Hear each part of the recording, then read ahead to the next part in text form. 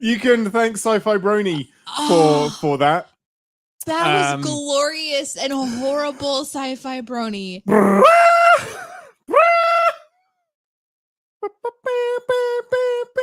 How perfect was that, though? Like, that was some expert editing. I mean, it would have been even more perfect if I'd done it during a mock time, but we recorded that episode. Oh, Jesus.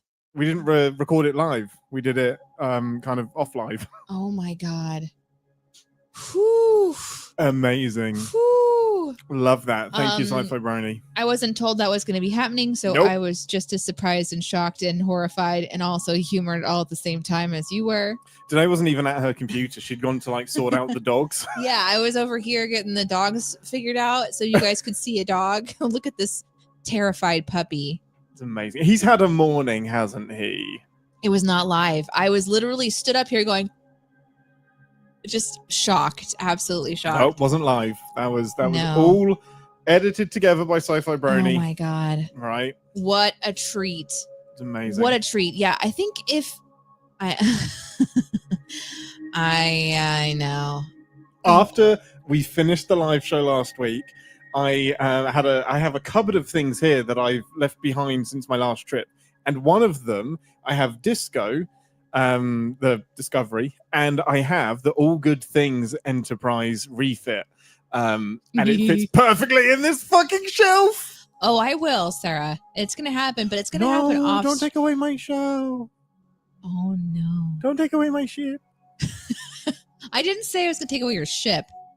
The whole thing is the shelf that it's on. This is like watching a couple decide to live together and then sort out their shit. You're like watching it live.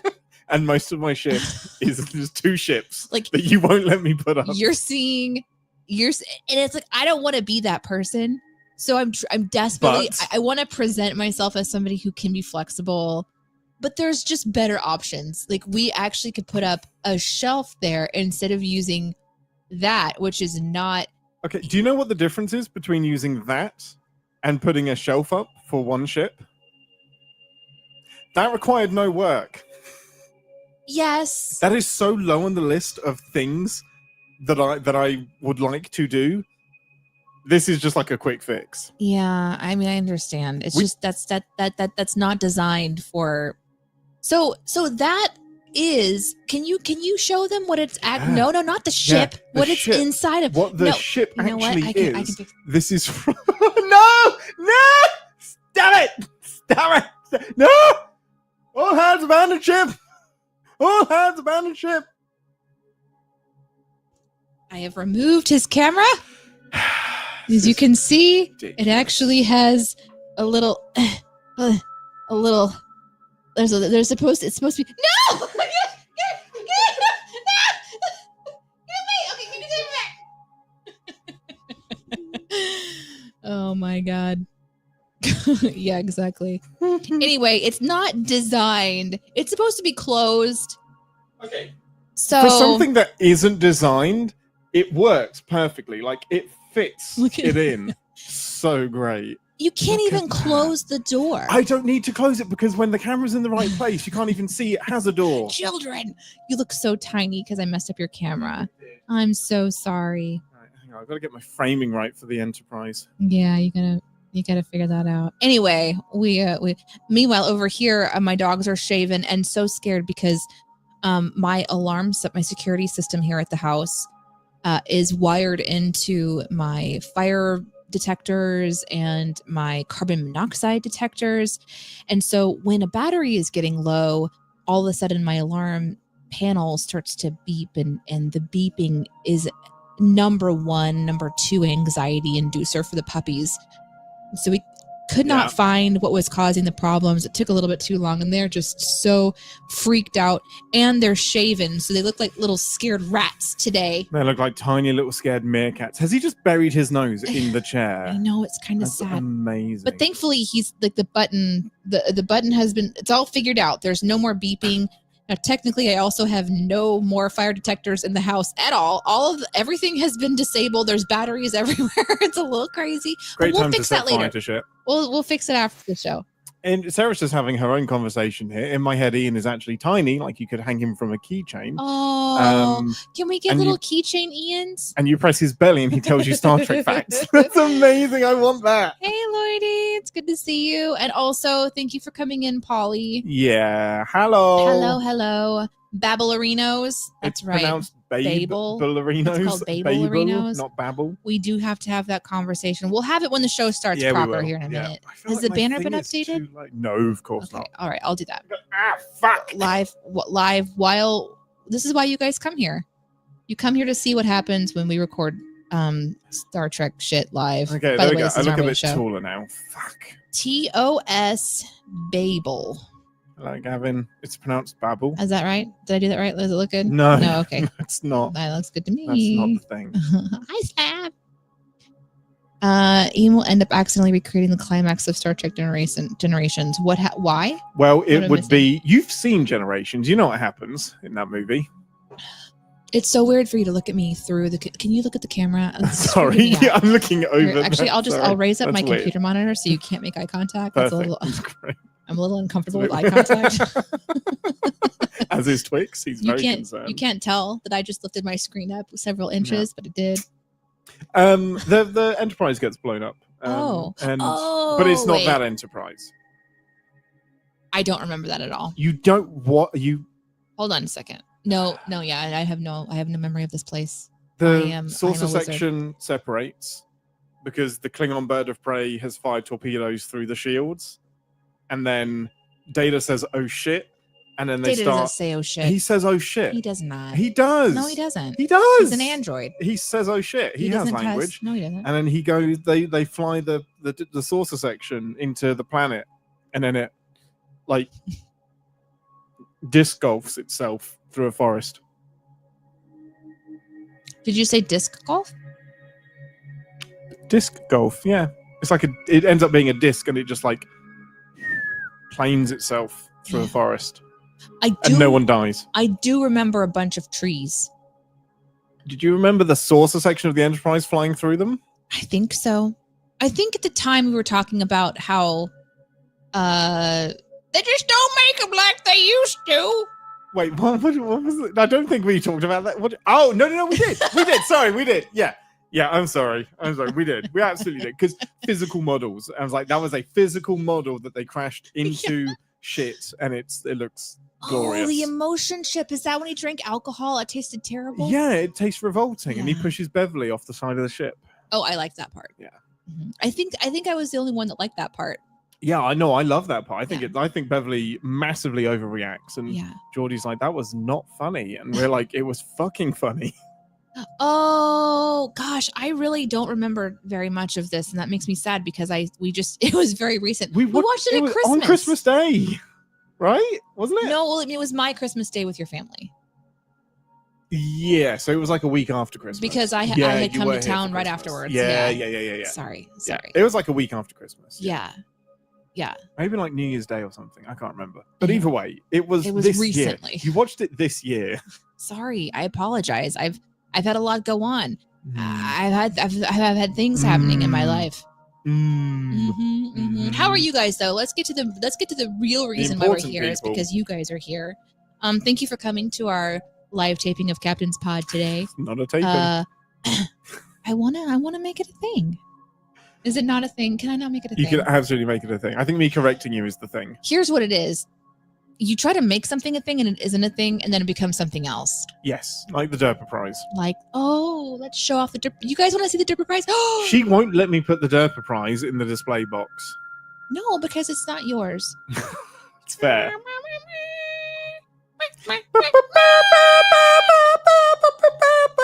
It's been through some hell.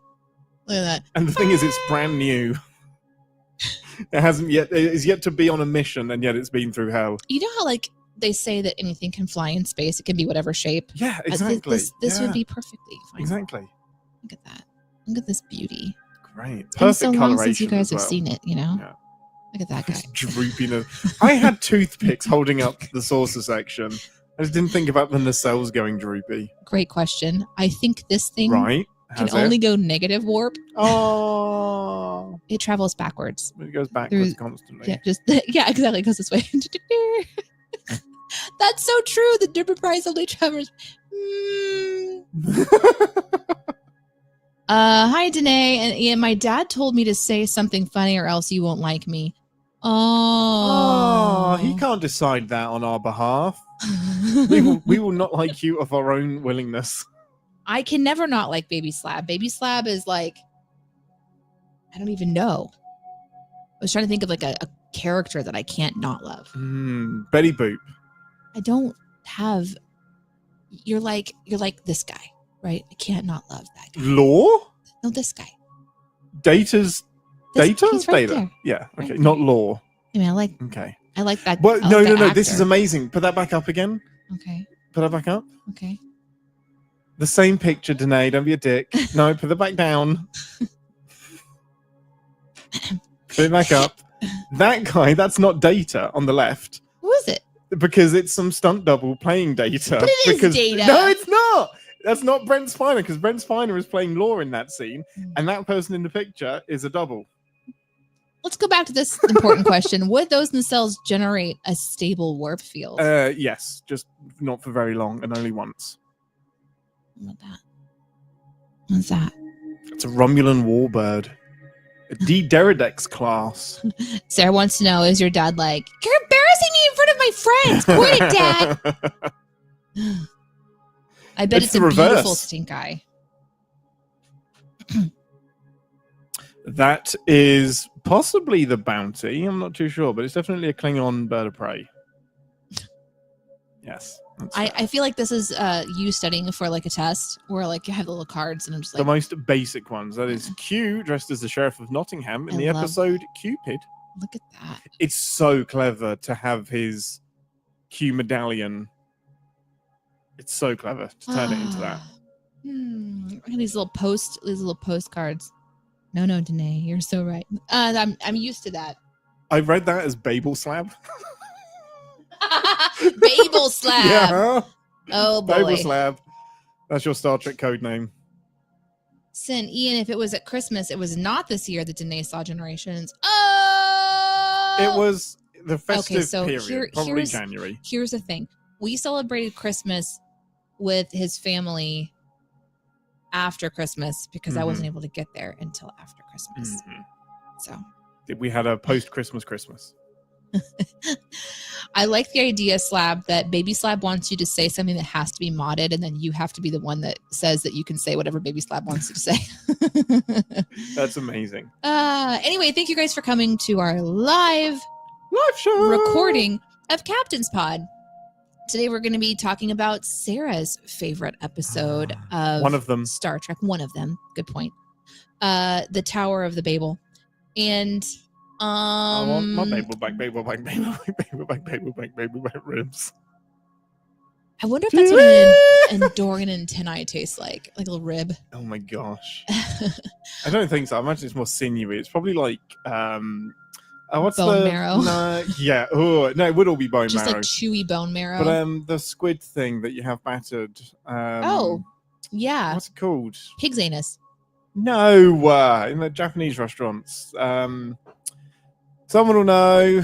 It's little squid battered. But calamari, thank you. Yeah. Got it. No help from the chat needed. Did you know that there was a company that did Yes. calamari that was actually pig butt? Yes, I did. Yeah. Bye. Yeah. Peace. Love you guys. Yeah, for those of you that don't know about that beautiful episode, I'm going to find the episode title so that you guys can go listen to it yourself. Yeah, but it's a whole story. Calamari pig butt. Yeah, it's a whole story about calamari.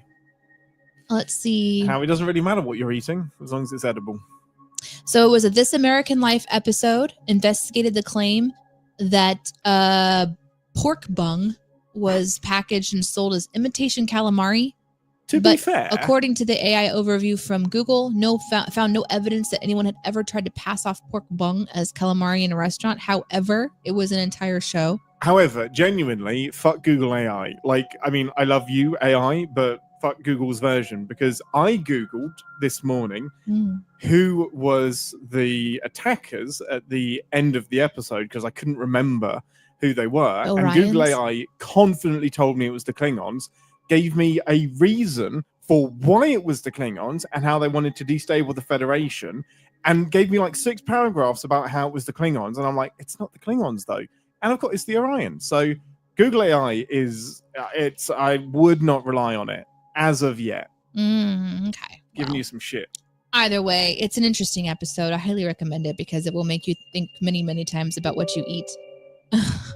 What you decide. I am pushing. Oh, I know what I'm doing. Are you pushing a button? Yes. Don't push a button. We I may did lose not. me. I know.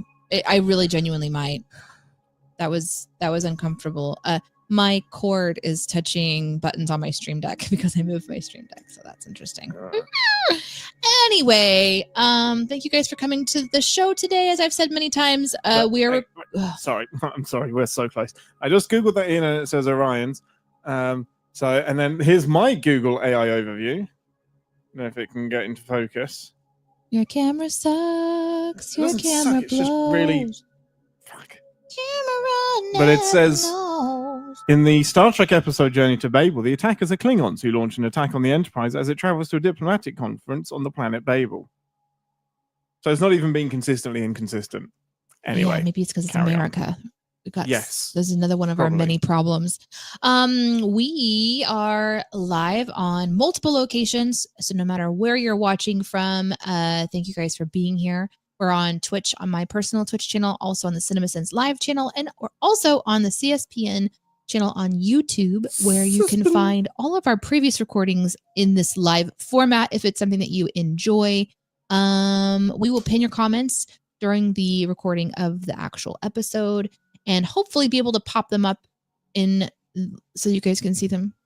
We also tell you about what your comments are during the show. We've done that more and more. I think it's working out well. We kind of, at the first, we're trying to kind of not, we don't want it to feel like the people who are just listening to the podcast, which is the majority of the audience, are missing out on something in a bad way. So, but your comments are really appreciated. You guys tell us facts about the show. And of course, you also can share your sins and the things you loved as well. And we really appreciate that you guys are able to help us put it together.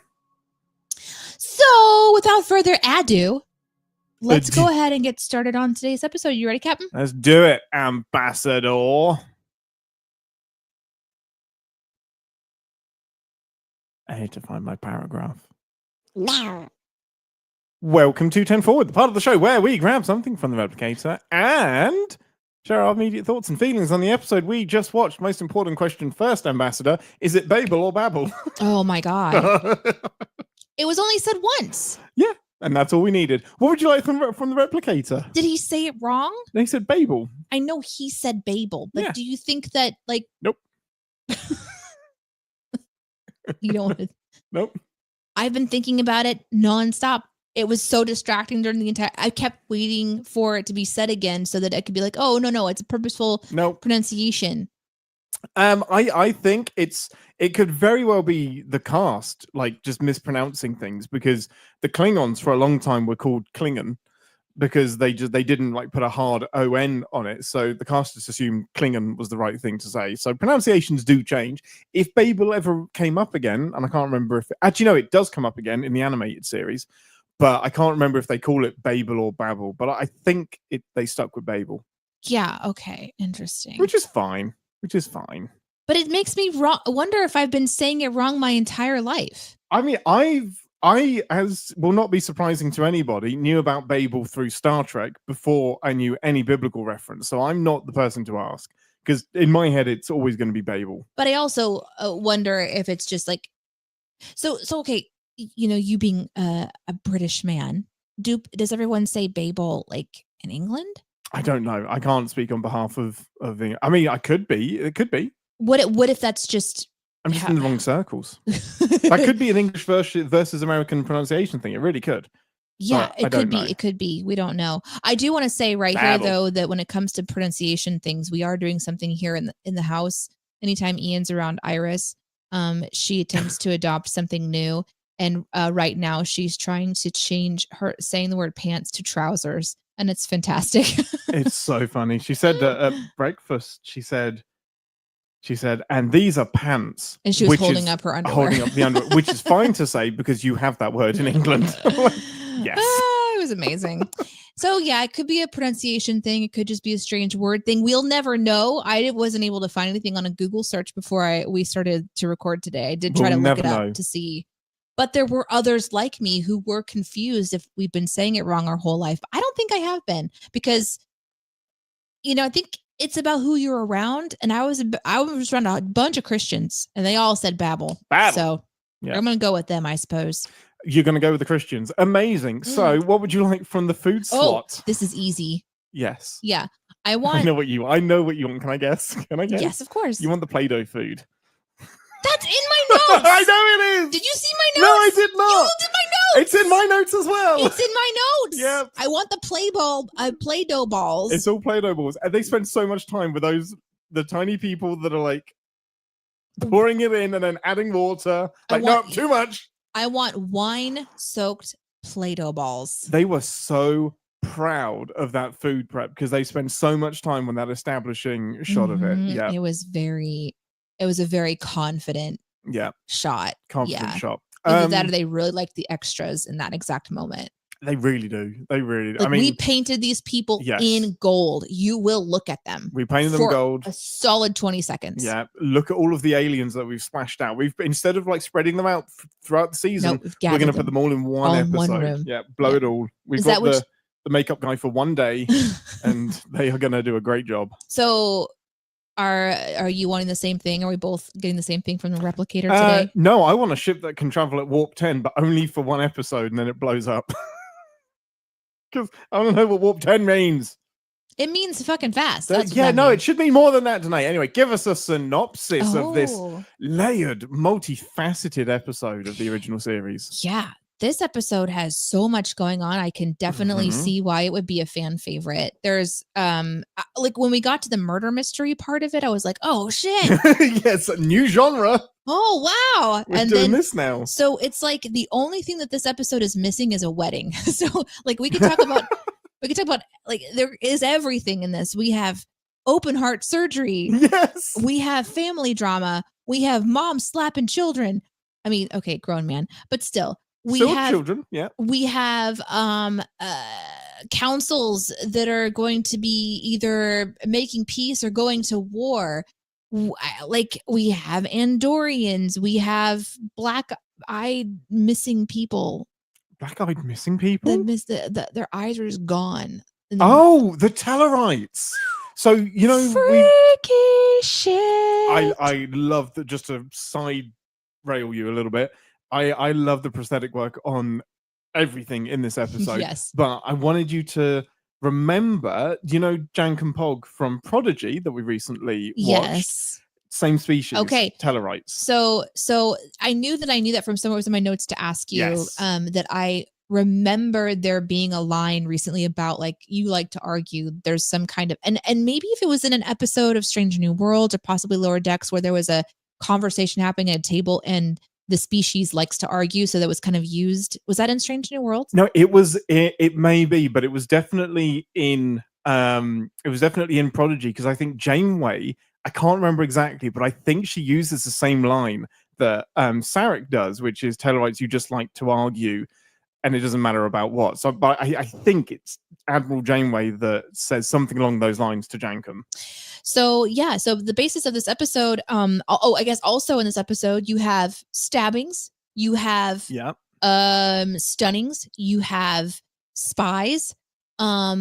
There's also you're being chased. So there's a bunch going on, and the episode just clips right on through, and it puts everybody into unique positions, whether they're, it almost like subverts each character's usual role just a little bit, like from different people being in positions of authority throughout the episode. That's interesting. Yeah. So there's a lot of motion and activity, but it starts off with a big surprise that Spock's parents have come for a visit. Bum, bum, bum. And not just because they were invited for, normal, like, hey, parents, come over and have like Sunday roast. But no, it's because they're ambassadors of some important kind, and Spock just didn't give anybody a heads up about that. So there's no logical reason to share that. Yeah, my parents are coming on board. So it is a very Vulcan kind of forward episode, more to be learned about the Vulcan culture. And really, I think the most important thing that you're going to learn this episode is that when you're married, the 2-finger touchdown is the business. That's where it's at. That's how you really know if things are going well. If you're touching fingers in public, that's a big deal. If your lady is DTF in your special quarters, she's going to give you 2 fingers, and you got to give them right back. Yeah. So, overall thoughts and feelings, Ambassador. Did you like the episode? What were some highlights for you? Well, was that an okay recap? Because if you want me to actually give like a rundown of what happens this episode and some sort of like more than just listing things. I mean, go for it. I always love hearing what you take out of an episode and what sticks in your brain.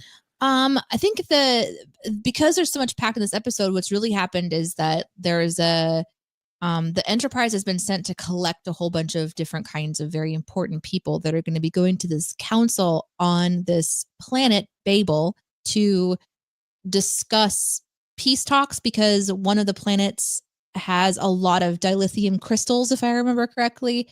And there's so much planet to be mined and so few people that there's a lot of opportunity for it to be like illegally mined, I guess, like for just nefarious activity to happen. And so they don't have a lot of defenses or ability to protect themselves. So there's a lot of invested interest from many people to protect the planet and kind of bring it all together, but it's a very like touchy subject. And so everyone has different opinions, and instead of putting everybody in their own room, they've shoved them all into one room together to drink. So so the idea is that the Enterprise is just going to go from point A to point B, and glorified taxi. The flagship of Starfleet is a taxi service for delegates. And unfortunately, for them, some very clever pirates of space have figured out, and I only know that because of the Talon, no, Lin, Tendi.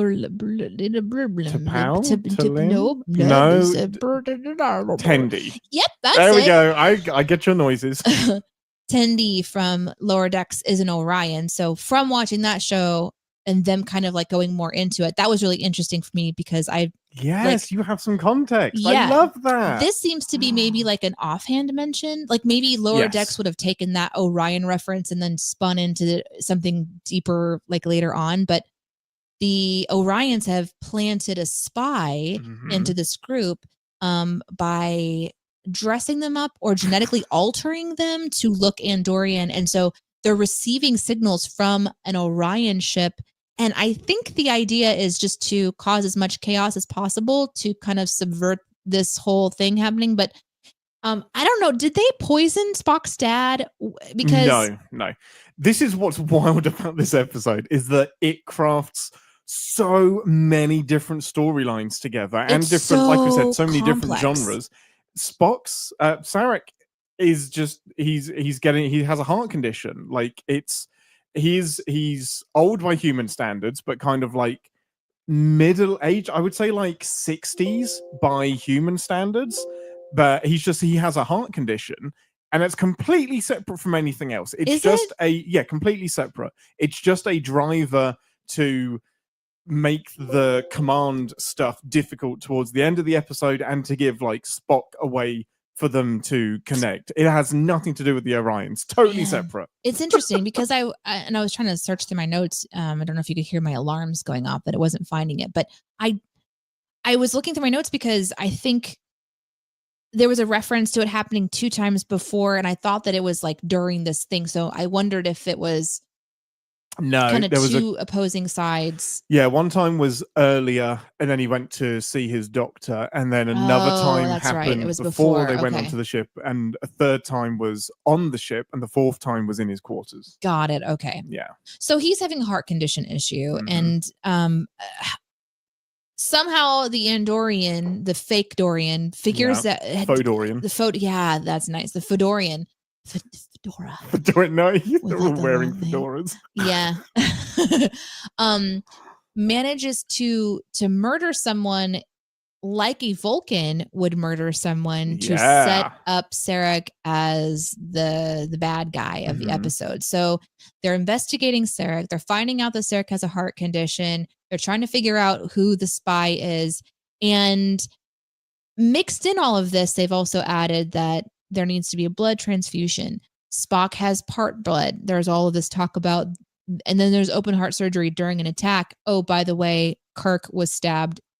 I love that so much. So he's kind of down. So like the episode really is kind of like when a pressure cooker episode. Yeah. Where every single scene is kind of meant to put somebody into an uncomfortable position, including Spock at one point deciding he was going to let his father die so that he could lead the Enterprise, and Kirk deciding he was going to get out of bed. That is my single favorite plot thing of the episode. It's so, there's so much that this episode does to like subvert the usual, like, we're in trouble, the ship is in danger.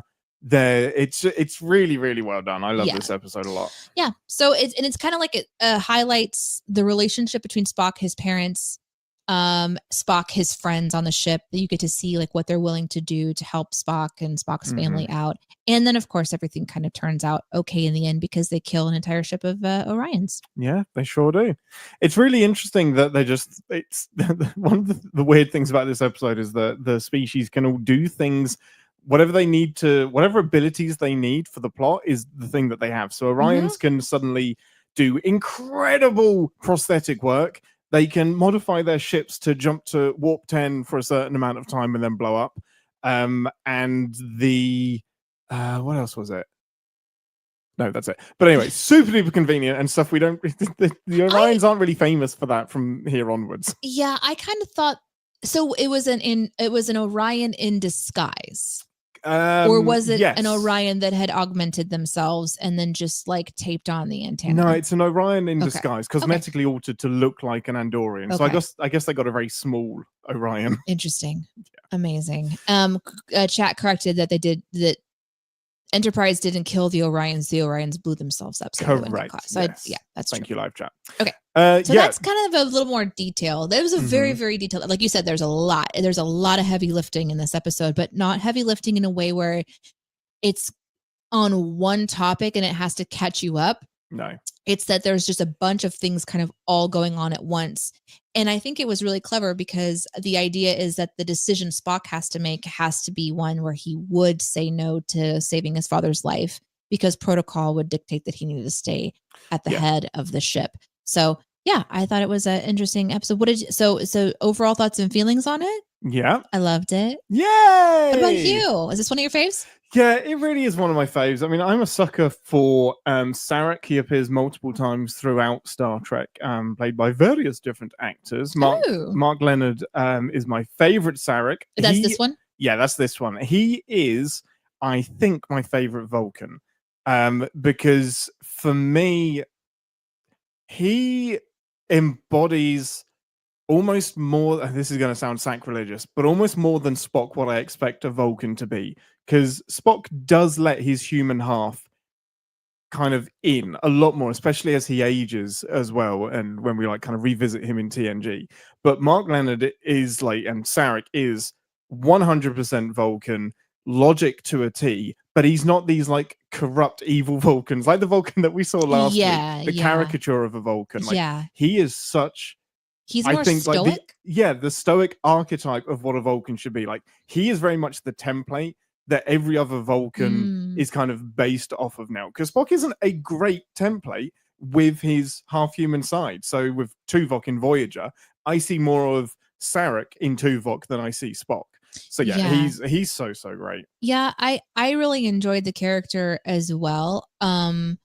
Although like it's strange to me that it's illogical for him to give his own son the Vulcan salute. Like it seems that there's and I think we're gonna see this a lot. And anytime I see a Vulcan, I don't understand what is logical and illogical. Agreed. Because that to me was a very emotional snide kind of a thing. It feels very snipey and bitter, doesn't it? It feels like I will give you it. What it should be like is I don't approve I'll salute of you as like I'm saluting the uniform, not the person. Right. So he should disregard that that's his son. Right. And give. So what he's basically saying is, I don't think you're Vulcan, which feels a bit shitty. Yeah, right. I'm with you there. I mean, and maybe that's true. And I thought, oh, he only does the Vulcan salute to Vulcans, but he immediately does it to the Doctor. So I do like this character too. It was really interesting to see him. I'm a little confused by some of the things, but I also know that TOS is making this shit up as they go, guys. Like this is the beginning 100%. Of it. Yeah. And we're kind of seeing we're seeing the creative wheels begin to churn, and from this will come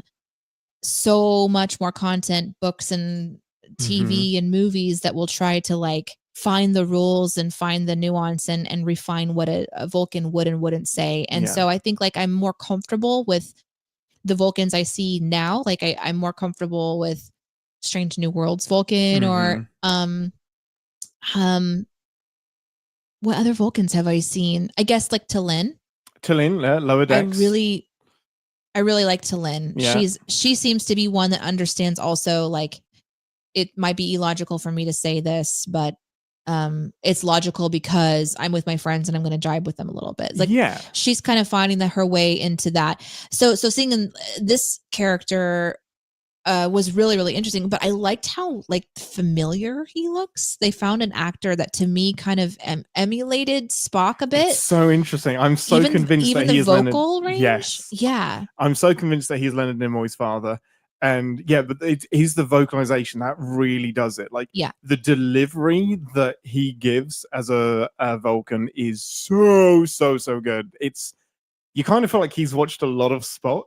Like I don't know this for certain, but I imagine he watched some episodes to really get the Vulcan kind of dialect right.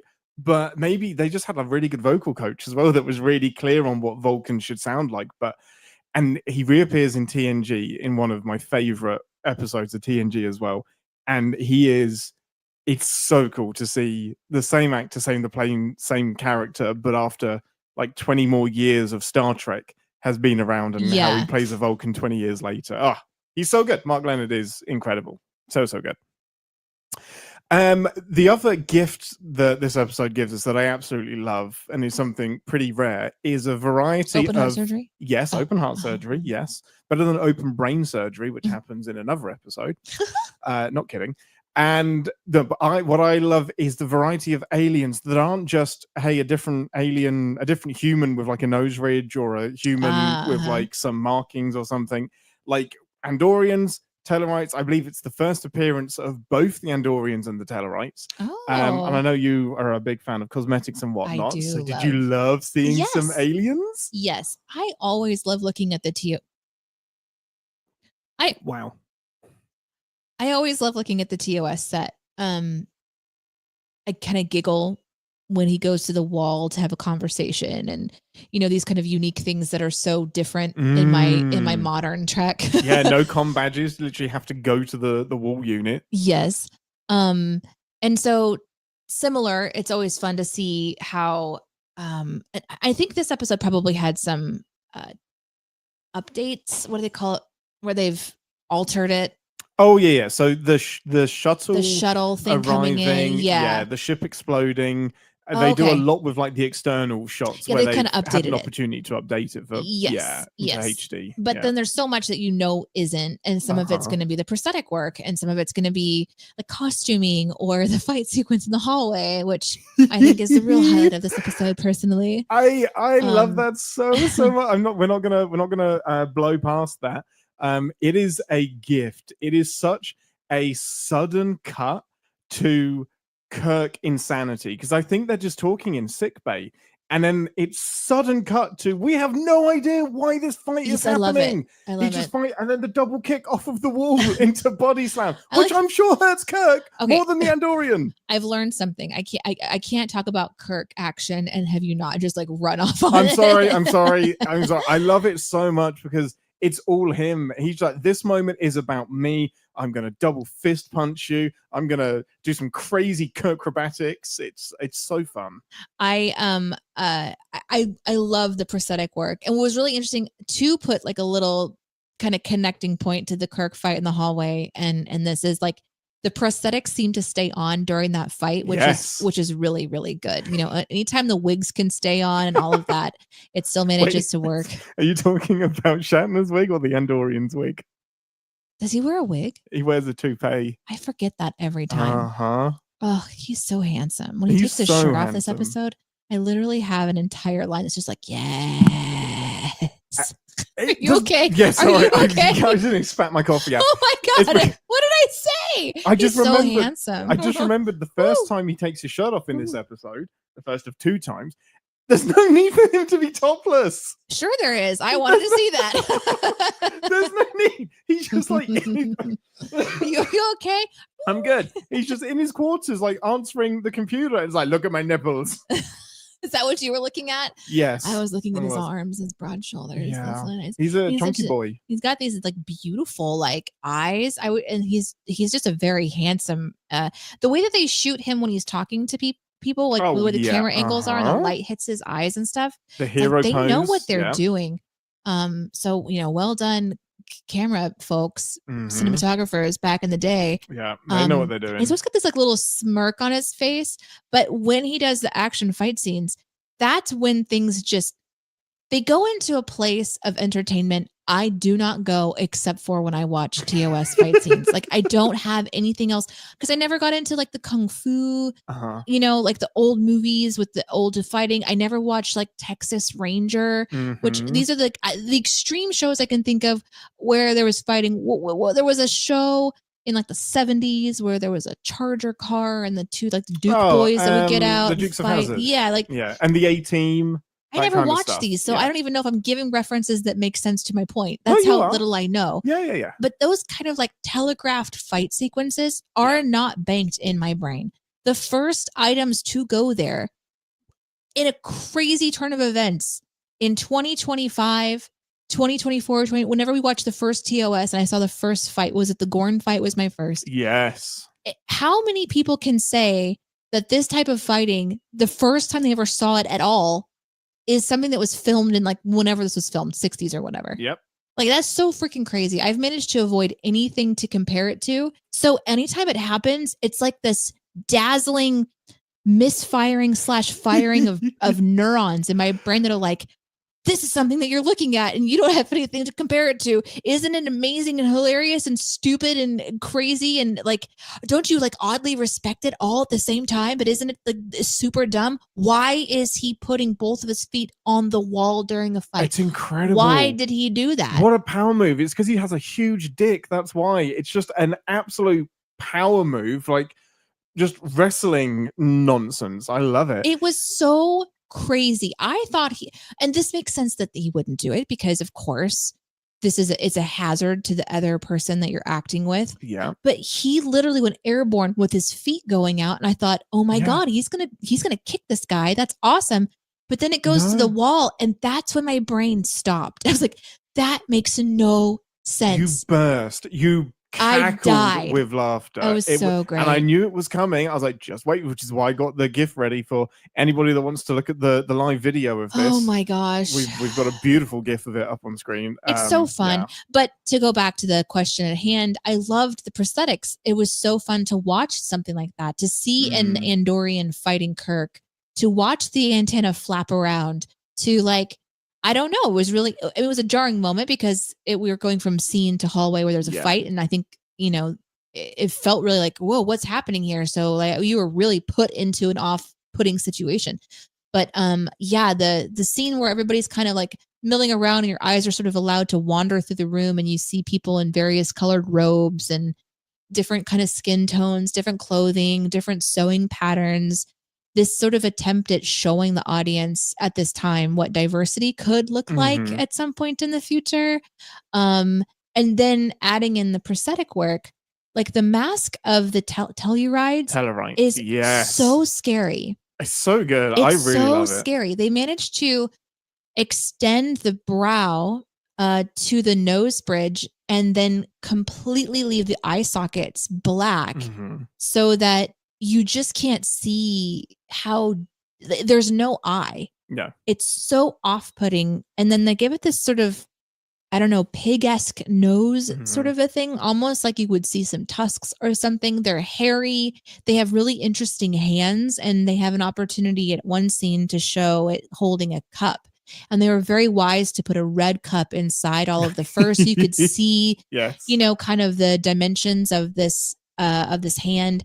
They gave it a really good costuming as well because the silver stood out against the fur. So it sort of like gave this idea that they have like a unique sort of, I don't know, like space alien, like David Bowie sort of styling clothes, but then like Chewbacca-esque buddies with their fur. And then to make them argumentative in their verbiage and to give Sarek the lines that that they're an argumentative approach, even if like, I think we're meant to not like them. And I think it was such a nice way to, again, I use the word subvert our expectations. When he comes up dead, you're suddenly like, oh no. Oh no, like, they weren't the aggressors. Even though he was really like aggressive and kind of annoying and a little off-putting, like he's now died and he's upside down as well. Super creepy. And it's just their thing. Like their thing is arguing. And TOS, I think, kind of started this Star Trek trope of species being known by one thing. Yeah. So Vulcans are known for logic. Right. Klingons are known for being all about war and conquering. Romulans are sneaky tacticians and you can't trust them. Tellurites just like to argue.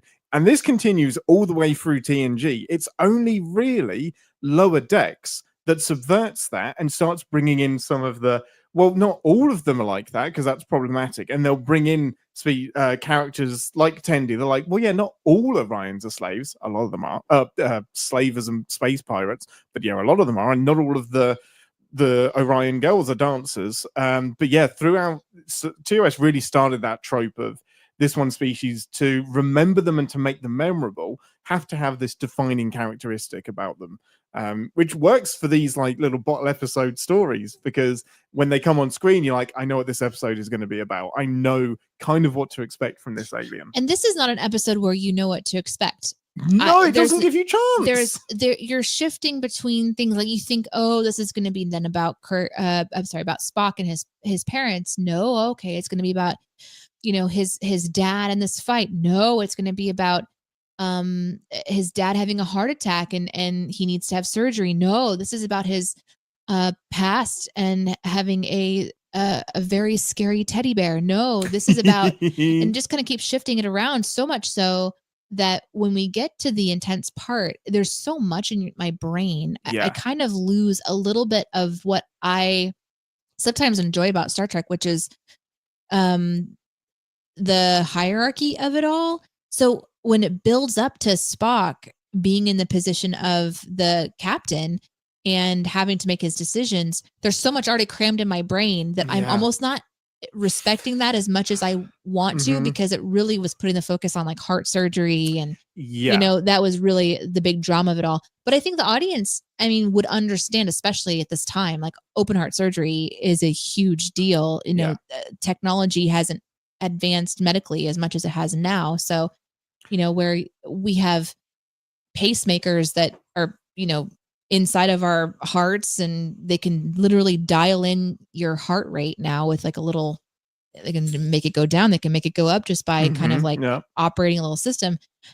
back in the 60s, that was a huge deal, so I think they needed to make something that would relate to the audience, that something major is happening between these characters that we're rooting for to have a relationship. Yeah. And that was a great way to do it. But it was a very central part of this episode that had many central parts. Yeah, it's really hard to nail down. If you want to ask me what this episode is about, I guess it's about Spock and his relationship to his dad. The thing is, it's not really what we spend a lot of time on, and nothing really changes by the end of the episode. So if you're looking for a plot that has an arc, it doesn't have one if you focus on that. Like, the plot that has an arc in the story there is about the murder mystery and the mystery ship and the communication that's happening between whoever the spy is on the ship. Like, that's the thing that has a resolution. But it's nowhere near as important as the Spock and his dad thing. So on a rewatch for me, this episode does so much better because I can put that to one side and I know that there's a lot of different things coming and just enjoy it. Yeah. But I tried to put myself in the brain of watching this for the first time. And it is jarring because you start off with political intrigue and then you go into soap opera family drama. Then you go into murder mystery. Then you go back into espionage a bit. Then it's medical drama, working out what's wrong with Sarek. And then back into the conspiracy spy mystery thing. So much more fun when you just try not to think about that and just enjoy it as a wild ride of a movie. As a first watch, I did enjoy it because it's just like a bump, bump, bump, bump. And it did feel like a movie, even though it wasn't a movie length. They packed a lot into this episode. And I think what's interesting too is I'm remembering that most of the time when we talk about TOS, there's a different pace to it. This had a more modern pacing feel where it was really like moving us through the sequences. And so it felt more familiar in some of those ways. But if I was to be asked, what is the point of this episode? I think it's actually stitching back together of his parents' relationship with Spock. I think this is an episode about Spock and his relationship with his parents, and his willingness and his dedication to Star Trek. I think this is a Spock episode. That's what I would say. Yeah, I think so. And it's never mentioned on screen, but one of the scenes I really love is when I think it's Amanda, his wife's Sarek's wife's name, Spock's mum. Amanda is like, you're actually proud of Spock. Like, you won't admit it, but I can tell. Like, I know you better than anyone. I know that you're proud. You don't agree with him, but you are proud that he's in Starfleet and that if he's going to be here, he's excelled and he's a commander. He's on the flagship. He's really well respected. Kirk thinks highly of him and everybody thinks highly of Kirk. But he never admits that, and they never have a moment at the end of the episode where Sarek is like, I do respect you, son, and I'm happy you went your own way. And I'm glad they don't. But it's interesting that there is no development. It's more about Amanda being frustrated and maybe just between the three of them coming to a resolution that there won't be a resolution. Like, perhaps they can talk to each other and be civil, but there will never be a reconciling in the human sense. And that gets picked up again in TNG as well, which is actually it gets picked up again in the movies and then in TNG again. It is interesting that we usually, for the most part, are very akin to stories that have a bow, a button up, a sort of coming together, something that makes us feel like we're not a bit undone. Yeah. There's so much undoing in our actual real lives. So we seek out stories and mediums that help us to kind of have an outlet where there is resolution of some kind. And the idea that they're giving Spock an irresolved relationship with his family in how maybe maybe we want our relationships to be. I can't speak for everybody, but like when I have a relationship that is awkward or like not what I want it to be, and I want to work at it and come up with it. This is not that. This is us looking at Spock's relationship with his dad and having to accept that it's just not comfortable.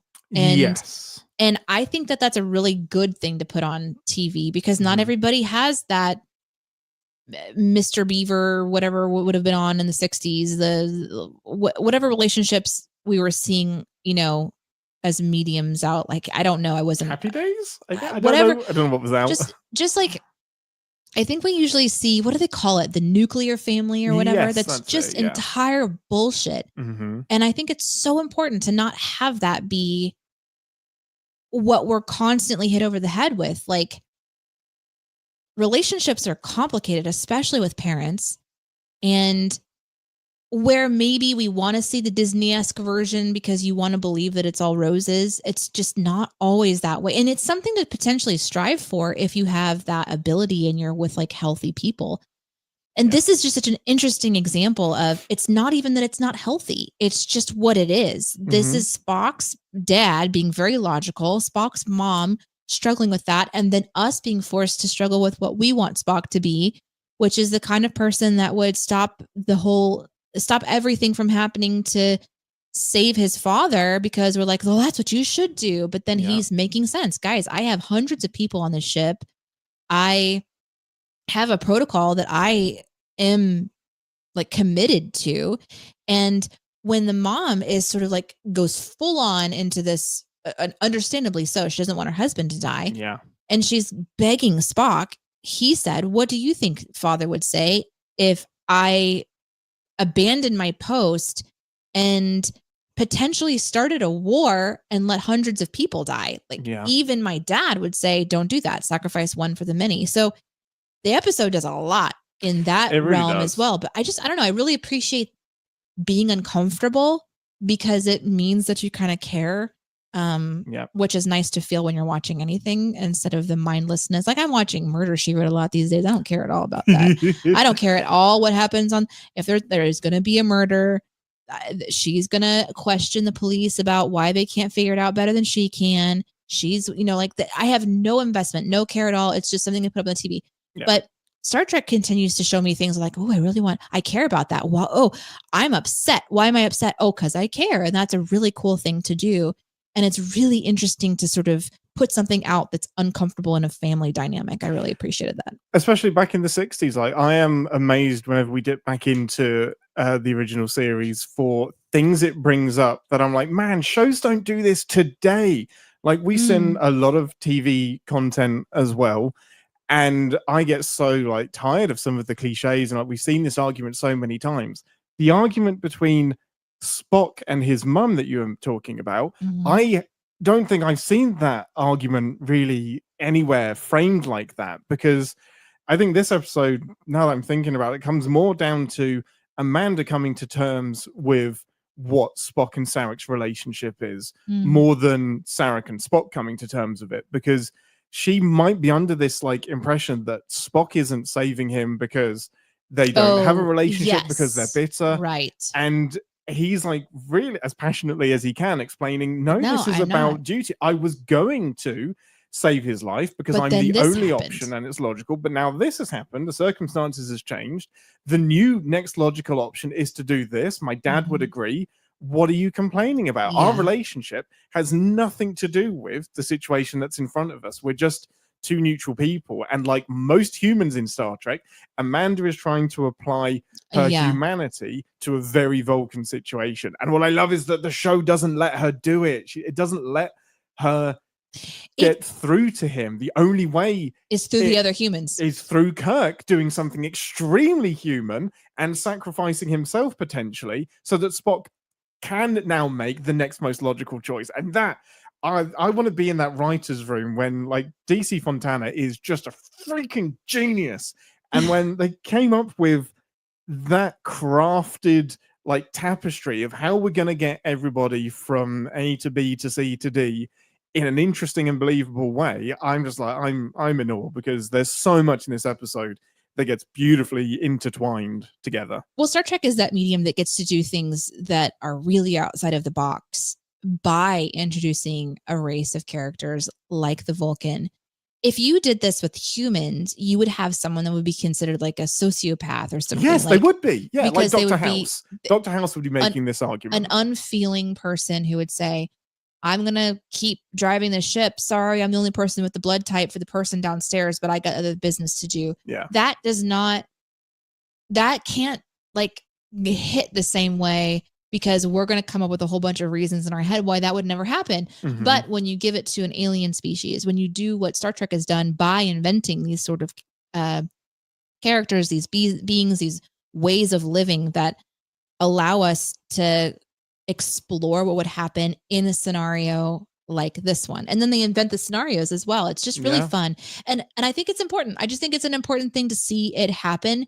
And it does give the hero moment to a character, beloved, of course. And it's fun. A lot of times in modern storytelling, we wouldn't really see what the plan was, kind of like Bones, didn't tell anybody about dosing Kirk whenever they were doing the thing. You kind of can sometimes hold those back, but we got to be in on it, I love that, and because you get so to important. appreciate Shatner on the bridge. I think he's doing a great job of acting in pain, but he's got to pretend to be in pain, pretending to covering it up to convince Spock. Yes. And I think he does a great job I loved of that. it. I think the makeup, adding the beads of sweat is very, very subtle. Somebody was a mister on set that they day. Completely missing his beautiful, like, can I not just go to the bridge topless? No, Shatner, sorry, you can't. The bandage will be exposed. Yeah. And I love that. It's risky as it is. And then the second that Spock is finally off the bridge, he's bought the lie, whether it's just because he wants to believe it or not. And the second he's like, get Scotty up here, boom, attack. Kirk won't leave the ship in that position. And that puts a new twist on the whole scene. Battles that everything changes. So many battles, but this adds an extra dynamic to the pew battle of now Kirk is personally at risk until this fight is over. It's so good. We don't really even need to have it like last for very long, but it was really fun to sort of watch the end of this episode. And true to the point about the acting as well, I was really having a good time watching the acting in this episode. Like I could probably watch. This is maybe I would watch this one again. Like yes, that's high praise from Danae. I would leave this room and go watch this one again. And because I'm writing my notes a lot, and so like I just want to watch them act. There's something that happened like the first couple times that I watched TOS, and I've said it before, and I'll say it I'm sure many times because it seems to be throughout. The actors in this genre, like in Star Trek world, whether it's the TOS all the way up to what we're seeing in Strange New Worlds, like any of the stuff that's coming out, they're just really committed to what they're doing, and that is what brings me in, especially for TNG, which was of course my gateway into Star Trek. But watching TOS is so fun because if they fucked it up, we wouldn't have nothing. If this wasn't so rewatchable, because that's what saves Star Trek is TOS being rewatchable as all heck. And it just kept making money. It refused to die even after being cancelled, and that's what got it a movie. It's what got it TNG, and it's because of this. It's because of these great stories and they're just the acting. all in. They're all in, and I love that. And I just want to watch them do it again without having to like think about what I would want to remember for the show. I just want to like watch it just to watch it. But we're going to pause the episode and we're going to go and rewatch it immediately. Part of it is that end scene. Because I love it. And it was mentioned in the chat as well. Sci-Fi Brony says he leans over in his chair a little bit more than normal. And that I noticed that as well. Just when he sits down, it's a little bit heavier, and he had done it earlier in this episode. And I'm sure if you've watched it all the time, you've seen him sit in that chair many, many, many times. Just sit down and do his thing and lounge. Yeah. But this time he did it, and he was just up a little bit higher. And then the second time he plops down a little bit harder, and he sinks in a little differently. And it's so well done because he is emoting as if everything is fine. Like his smile that he throws to Spock, he's like, yeah, I got this, man. Like it was so believable. Get out of it, Spock. All the times we talk about TOS, you mentioned their friendships, and I'm lacking a lot of history of watching it happen. In fact, I really wasn't feeling it that first time I watched it because I was like, man, Bones is an ass. Like, Bones is a dick. What a racist fuck. My God. But this time, now I'm like, oh, okay. So the ending of this episode, to see all of them back in sickbay, recovering together, and giving him some shit, and then him giving it back and being so satisfied that he gets to be the final say, and it does get to be his. It does give him the final word. It was really satisfactory. Like what a ride. I left him. I'm like, oh, this was a ride. This was one where the whole time you've got something to look at. It's like you're on a water slide when you go into a tunnel, but instead of it being like one of those crazy light tunnels where you're just flying through, they've added a whole bunch of different scenes you're supposed to memorize as you fly down. Like exactly. That's this episode. This is where the camera is. Smile at the end. No, it's too fast. No, that end scene is so special. It's so great. Telling Spock to shut up, telling the captain to shh, and they both take it. Yeah, they do. And they know they're taking it. They do. And it's because it's so they can both outmaneuver McCoy because he's just a good old country doctor that's just going to do his thing and doesn't care. Gonna do open heart surgery on a heart he's never done anything with before. But in this case, they are both incapacitated, and he's like, I am in charge right now. Neither of you can leave those beds. But what makes it really work is like the little lines that they'll write for Spock where he's like, I've never seen him so happy. Oh, and it's great. True.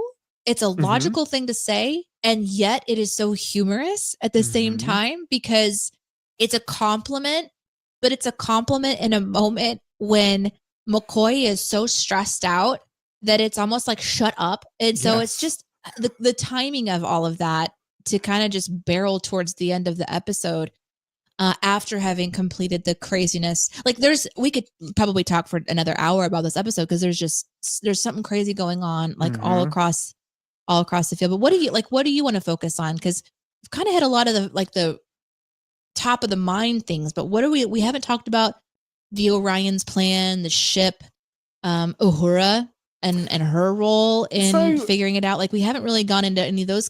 What do you want to focus on? Well, no, we focused on my favorite thing, which is the finale, really, and the Kirk sacrifice. I think it's one of my favorite sacrifices that Kirk ever makes for his friend. The layers of I'm going to do this and hide it from Spock so that he doesn't have to make this choice, and I'll put myself at risk so that he can save his dad and not feel guilty about it. I love the layers in that. Yeah. The diplomacy side of the story kind of gets disappeared a little bit. I'm a sucker for that. I would love to. I know in TNG would probably focus on that a little bit more. We get a couple of scenes where the Tellarites are arguing, the Andorians have their say. I love the politics of that. I think it's probably lucky they didn't dive in too much because that just lays the foundation for stuff that TNG and Enterprise will pick up way later down the road. Like we know that the Andorians and the Tellarites are important members of the Federation because they're part of this council that's voting about whether the Caledonians, I think, the Caledonians should be let into the Federation. But the next most interesting part for me is this sudden Warp 10 ship that comes out of nowhere. Did that work for you? Or was it just like, okay, this thing does Warp 10, call it? Like, I guess even at the time that was supposed to sound shocking because we'd never seen the Enterprise go beyond Warp 9, I think. Yeah. I don't know that this episode needed to have so something that shows do is they give you the pressing time so that you feel the tension so that whenever the show releases that tension, you feel that satisfaction, and that satisfaction makes you want to come back for more. They have something happened, they resolve that for you, so you're safe to go back because they're going to resolve a problem. So they'll manufacture tension, and they do it in a lot of ways, and we point this out in our job a lot, which is the ticking time clock. Like we're out of time, you know? And so you sort of ask yourself, like, does this episode need another ticking time? And it doesn't, because you've got the heart attack thing going on. You've got Sarek, who could die at any moment. That's got its own sort of ticking time. However, it isn't really that they're going to be attacking. They position this ship as a shadow, not an attacking thing. Yeah. So the pressure is coming in three ways. You have someone killing people, you've got a heart attack, and you have a shadow you're being hunted. So you could easily drop one of those. Like it would be so, and I think there was almost this thing where you have to have a space battle in there. Like I think there's going to be a lot. I mean, there are episodes where they don't have that, but I think it was hard to resist, especially in season 2 when they may have had a little bit more money to do a space battle and to have some external factor. You also need Kirk on the bridge for a reason. You need something to keep him there. Yeah. And an enemy vessel attacking them is about as important as it gets. So it's gonna keep him there. Yeah. I do think that there would have been a way to write in where we didn't need another bit of tension. And maybe that's part of what propels this episode so quickly forward, is that you sort of like, when there's a lot happening, there's a bit of you that goes into that fight or flights part of your kind of entertainment. Like, so you're in, you're watching a show, but you're still feeling the reactions of like what's happening around you. And you can only just process so much cortisol, I guess. But I don't know that we needed to have a triple thing, but each of them had an element of resolution that sort of let the next one take up. So they would tick one up and then it would die out. Like, we would sort of know that it was to put to bed. So for example, someone is killed, could have been Sarek. Is it Sarek? We're already with Sarek, but here, there's a heart attack, so we're picking this one up here, and then we quickly find it's in the Andorian, because the Andorian attacks pretty quickly. So we put that one to bed. Now we know what that one is. And then the next one's a heart attack is like coming in, and then behind you, all of that is this shadow kind of coming in, and it really isn't prevalent as an enemy until the end, when the other two had resolved. So we know there's a signal coming from it, but we don't know really what it's doing. But we know that they're sending messages of some kind to somebody. That was really interesting as well. Without that information, we probably wouldn't have known that there was a spy. So yeah, I did kind of like it. I thought the ship looked really interesting too, like the whirly kind of gig going on. I'm sure that's been updated, but I don't think it was updated much. Let me see if I can find it. I think it looks pretty much the same as that. It still works for me though. Like, I know it's a lot going on, but those pieces still all intertwine really well for me. And I think it's really bold, really confident storytelling to do so much at once. What does it look like? I can't tell if it's the updated version, but it is interesting. And this is part of, like, I also watched this on a small TV in the living room this time, instead of like, usually it's right up in front of me. Yeah. But it looks kind of like the saucer section, and then behind it is a circular propeller system. Like, and that's the lights that we're seeing that are spinning. I did a Google search for Star Trek original Orion ship. And there's the scout, and it's a scout ship. I thought it was also interesting, like the information we get about the scout ship. I liked that we were finding something new. I liked that they were kind of curious about it. I liked that we checked in with Starfleet. Yeah. No, we don't have anything in this area. Like, they're really going through what they should be doing. So it's not like Kirk is going off and, being like, let's follow him or something.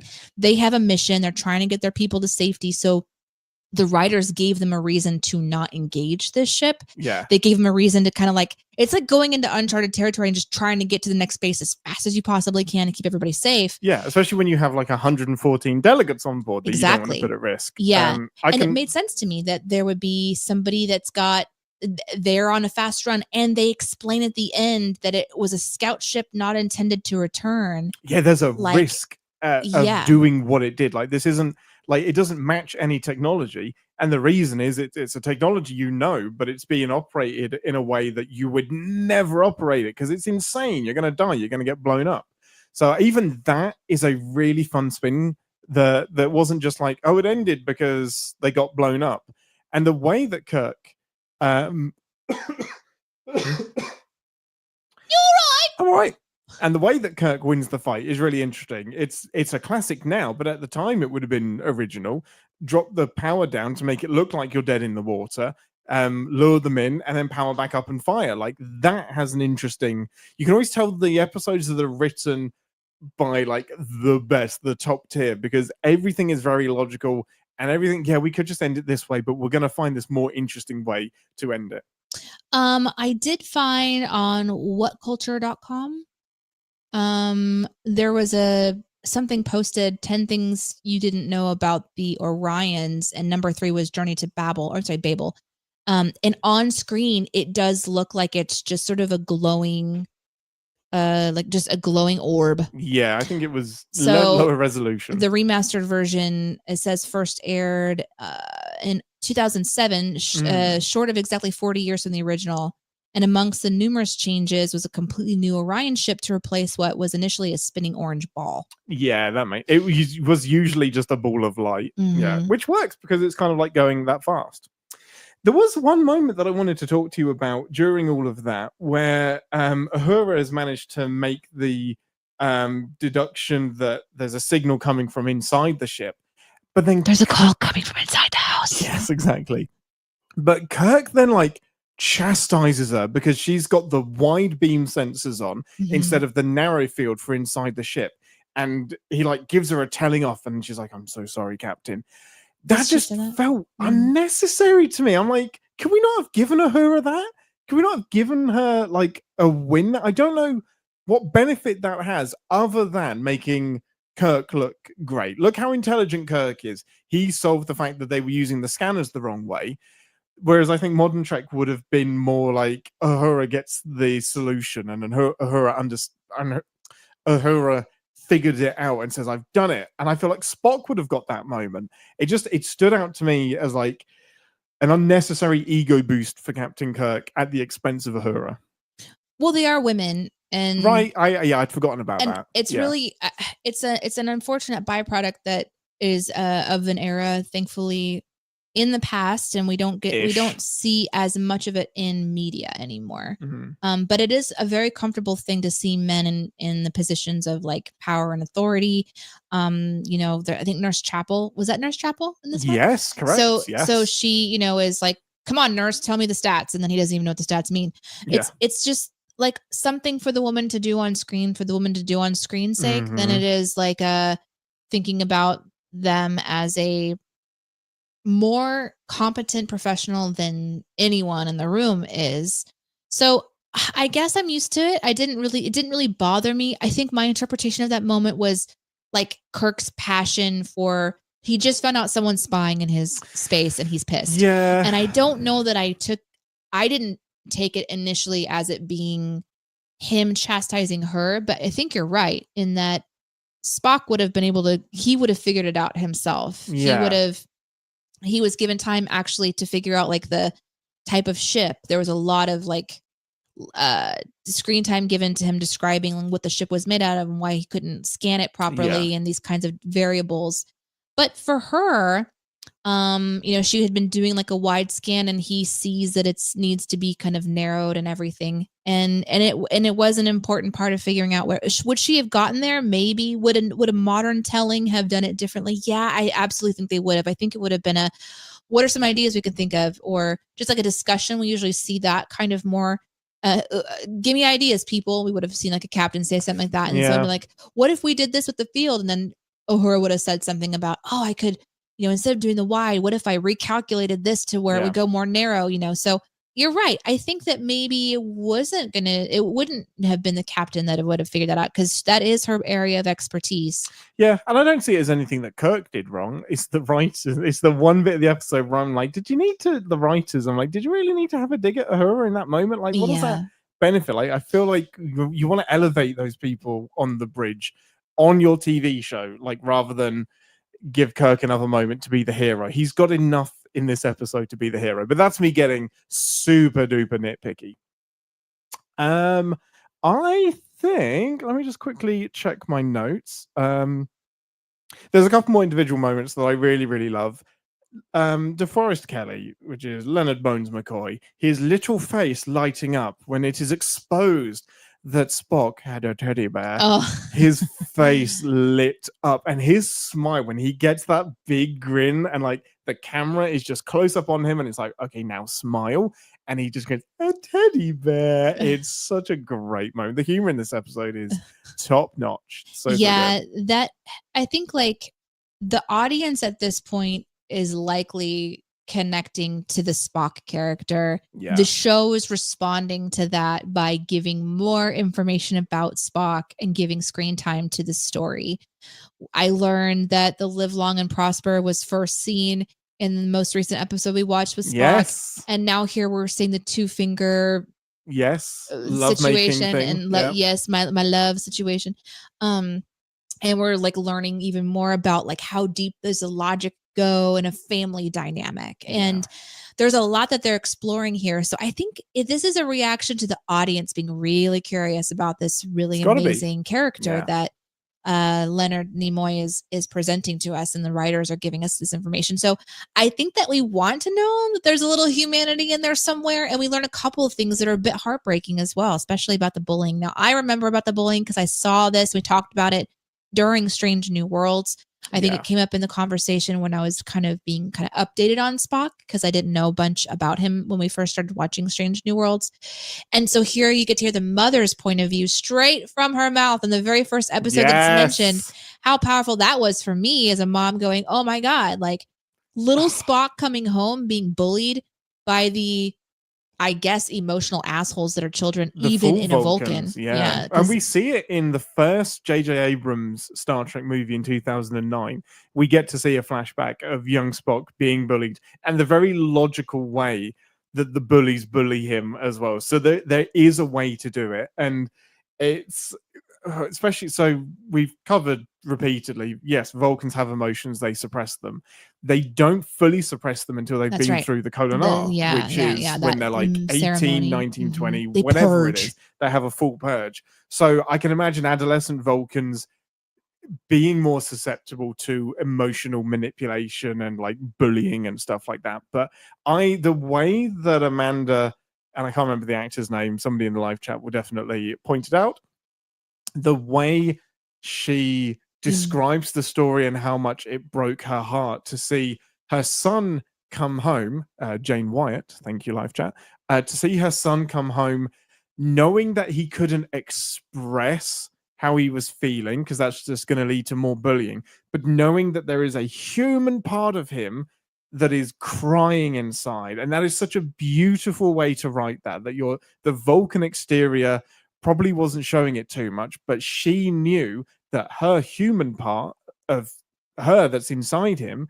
was absolutely falling apart, and she couldn't, like, she's so powerless to help the Vulcan kid process emotion, what is going on, and emotion. It's so good. There's so much in that one conversation. There really is. And like inside of this episode as well, where you really can't sit too long on it because the show is just going to carry on. It's not what this episode is about. It really isn't. It's got so much more else to do. I think it is. I think that's what this episode is about. Yes, is showing us the human part of Spock and the Vulcan part of Spock are Spock, and that is our character. And then they're showing us these variants of a very Vulcan father and a very emotional mother, and how, it's influenced Spock, but Spock is defined in this new way by his job. And then you've got a coworker that just decides to pop over to mom during the little mixer and be like, so give me some dirt on your son. Right. And she fucking does. She does it. But it's such a subtle way that we need it. We really do. We need that little hit of now all of us in our minds get to have our own little version of what little Spock was doing with this little bitty, terrifying, alive teddy bear that he had, his little pet that he had, and how that would even be an illogical thing for others to do. But it was like his expression of maybe part of his humanity of wanting to, I don't know, care for something in a way that maybe the Vulcans don't relate to. And I agree with Saruthi in the chat. I don't have a solution for this, but Saruthi says we need to come up with a better word than humanity. We really do. When we talk about aliens, but we don't have it, so we're going to continue to use the words that we know. And good old McCoy, they address this in Star Trek, which I love so much. They address it in one of the movies. Bones literally says to a Klingon, "Where's your humanity?" And the Klingon's just like, that's possibly the most racist thing I've ever heard. What are you talking about, humanity? That's so dumb. But I love that moment leads to the first clue that Sarek has a connection to his son, which is, you embarrassed him in front of his colleagues. That's not okay. Like, that's, whether we feel embarrassment or not, he has to keep the respect of his peers, and you undermined that. And that's like, oh yeah, you're not just a bastard. Like, there's something, there's a kernel in there.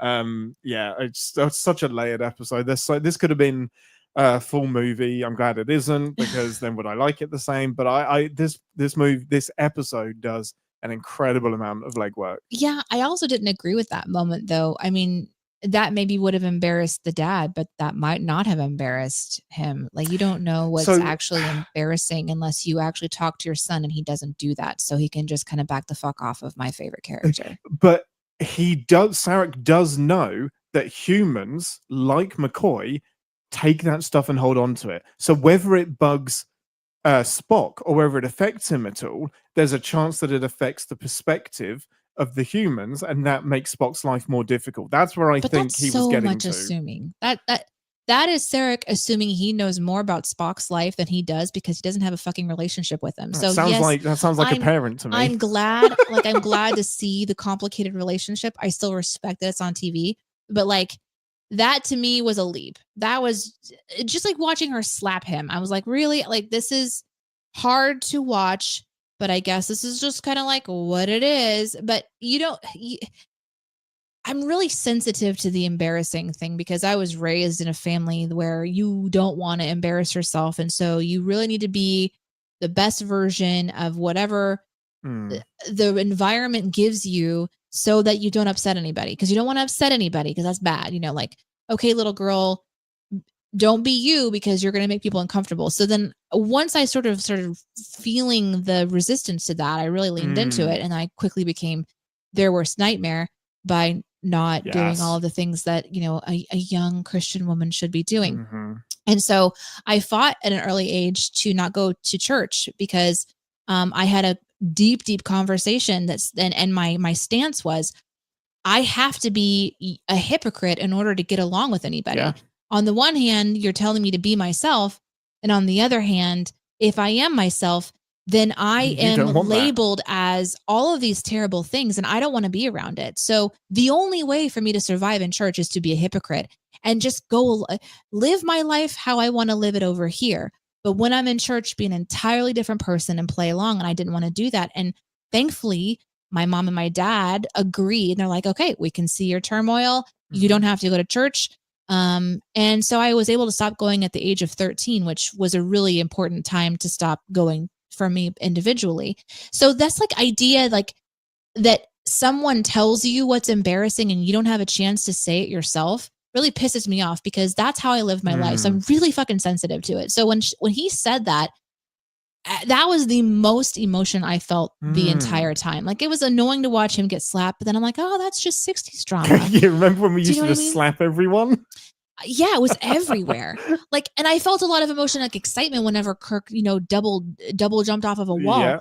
But I was pissed. I was angry, and I was angry because I don't like people putting words into my mouth and saying like, oh, wasn't that embarrassing? That's really fair. Does that make sense? No, that completely makes sense, because Spock hasn't had chance to talk to his mum and say that was inappropriate, please don't do it. Right. Sarek is like manufacturing this perceived embarrassment, probably because maybe Amanda embarrasses Sarek in some situations like that and he can't address it. So yeah, there's some projecting going on. There is. And it's also the writers that are wanting us to know probably that is embarrassing. Like, there isn't a conversation after this to back up whether my version of what I want the truth to be is real or not. But that's the beauty of TV. And that's the beauty of reading, is you can kind of make it what you want it, That's the beauty of Star Trek. It's tapped into something that in you that I would have never thought of and related to, because we've had completely different backgrounds in that way. So I love it. That's absolutely, I'm so glad we managed to touch on that. That's so cool. It is a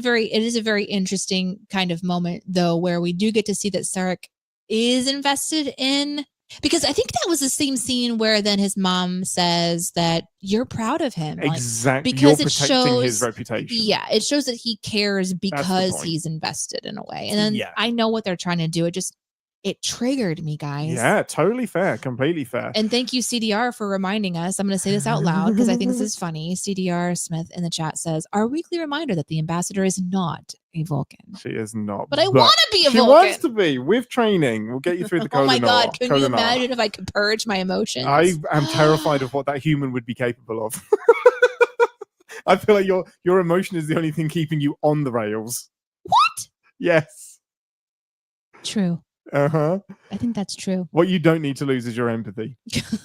Something that triggered me was this. It's got the same score as a mock time, which is amazing. It stopped short of the brah, Does it really? But the entire build-up is the same as the build-up to Amok Time when Sarek arrives off of Oh my God. through the red honor guard and comes through. It stops just short of but it's it's Oh, that's interesting because there was like a similarity in the progression, you know. Yes, that's that it. scene was so fucking cool. Epic Can we talk about it real quick? Let's do it. So it's at the very beginning of the episode, and all the red shirts are gathered outside of the door, and we're watching the what? Sorry, I just in my head, I'm just like, you see that amount of red shirts, you assume a disaster is going to happen in the shuttle bay. I did. Everyone's going to die. I did. I thought that I was like, uh-oh. Stay away from that row of red shirts. But I was so then the doors open and they kind of all file out, and then in the distance is the shuttle. So the shot is like we're inside the Enterprise, like the kind of the main corridor. And then in the foreground are, I think, Spock and McCoy. Yep. And then Kirk walks through into the shuttle bay. There's the line of red shirts. And then in the distance, while we're in the foreground listening to Spock and McCoy kind of talk, you can see the door open and then people come out. And there's just this like really progression sort of elegance to it. And yeah, it did remind me of the T'Pau entrance. But I didn't put the two together that the same music score. Was the same. Yeah, same score as when T'Pau's getting introduced and they're doing the build up. But I thought that shot was really really crafty, and I couldn't tell. Maybe it's because the shuttle was so far in the distance it was a bit grainy, and I didn't know if it was like not did they stitch it together? Was that also part of I've never looked at modern rendering? No, I don't think so, because that would have been like making up shots out of whole cloth is easier than trying to force something into the background of actors that are already there. That's probably too much for them to do just for a remaster. And they do have actual model shuttles that they've used. They have there's an episode called the Galileo 7 where they have a shuttlecraft that they've built. So they could have had that in the background. But it did look a little misty because I think it was so far away from camera, but it worked really well because it was kind of like you could watch the progression and it built the tension and the curiosity as they got closer to camera. Like, who is it? And what's this going to be? And there was like a little Ben Gesserit sort of vibe for the mom, from the mom, yeah. So I was really impressed. She who is my wife. Yes. I love the phrasing in this. It's so good. She who is my wife. I love that. And so cool. And little two fingers together. It's so pretty. But I thought that was a great shot. There's a lot of the camera work in this is just so fun. I really enjoy the show. It can go from really basic to really, really deliberate. And I like that. I think this episode in particular shows a lot of fun. Like we get to go to different places. We get to go into the sick bay. We get to go see Spock's quarters. Like it's a really it was a fun little run round. Like what a great episode of Star Trek. We mentioned this a lot, but do you think it's a good introductory episode to TOS? No, too much? Yes. I think this is too much for an episode of TOS. I think you would set the bar too high. Don't worry, we don't usually pack this much into an episode, like, because the pacing is so not what you usually expect from an episode of TOS. I think this would be a good top 5 TOS episode. Like if you're going to show someone 5 episodes only ever, and that's all they're going to watch, I think this would be an interesting one to put in there. Yeah, it's got to be in there. We see some new uniforms. We see an action. We get the Kirk wraparound uniform that I freaking love so much. So it's got like the delta along the waistband and the plunging V that comes down, and it's like off white. It's like that off yellowy limey color. I love it so much, by the way. Yeah, I really do think this would be a good one. I think it's also important too for the Spock character. So let's say that you're in a world where you're going to watch 5 episodes of Star Trek from each thing. So 5 only of Enterprise, 5 only of TOS, 5 only of TNG. And I think this would also be good for anything that has Spock in it as well, because it just gives you a bit more. And that way you don't have to do heavy lifting later for any of his backstory. You can just like do other ones. Oh, there was also an interesting moment for speaking, like learning about Vulcan stuff. When there is that fight in the mess hall, when the Telluride gets upset. Oh, yes. And he just flicks him away. It's so he does like a Jedi mind trick thing, just puts 2 hands up and like, ba-ding! And the guy flies back and hits the wall. It's so good. even that would give you a little bit of information about how strong they are. Yeah, like you just gotta see it, because this has a lot in it for Vulcan setup for Spock in particular. And I think it's also a really good episode for Kirk because it's a reminder of how Kirk is a leader, how Kirk is able to like handle diplomat, and also how Kirk is a friend. So it kind of shows all these different sort of variety. It's a beautifully well-rounded episode for Kirk, for Spock, Kirk, McCoy as a trio as well.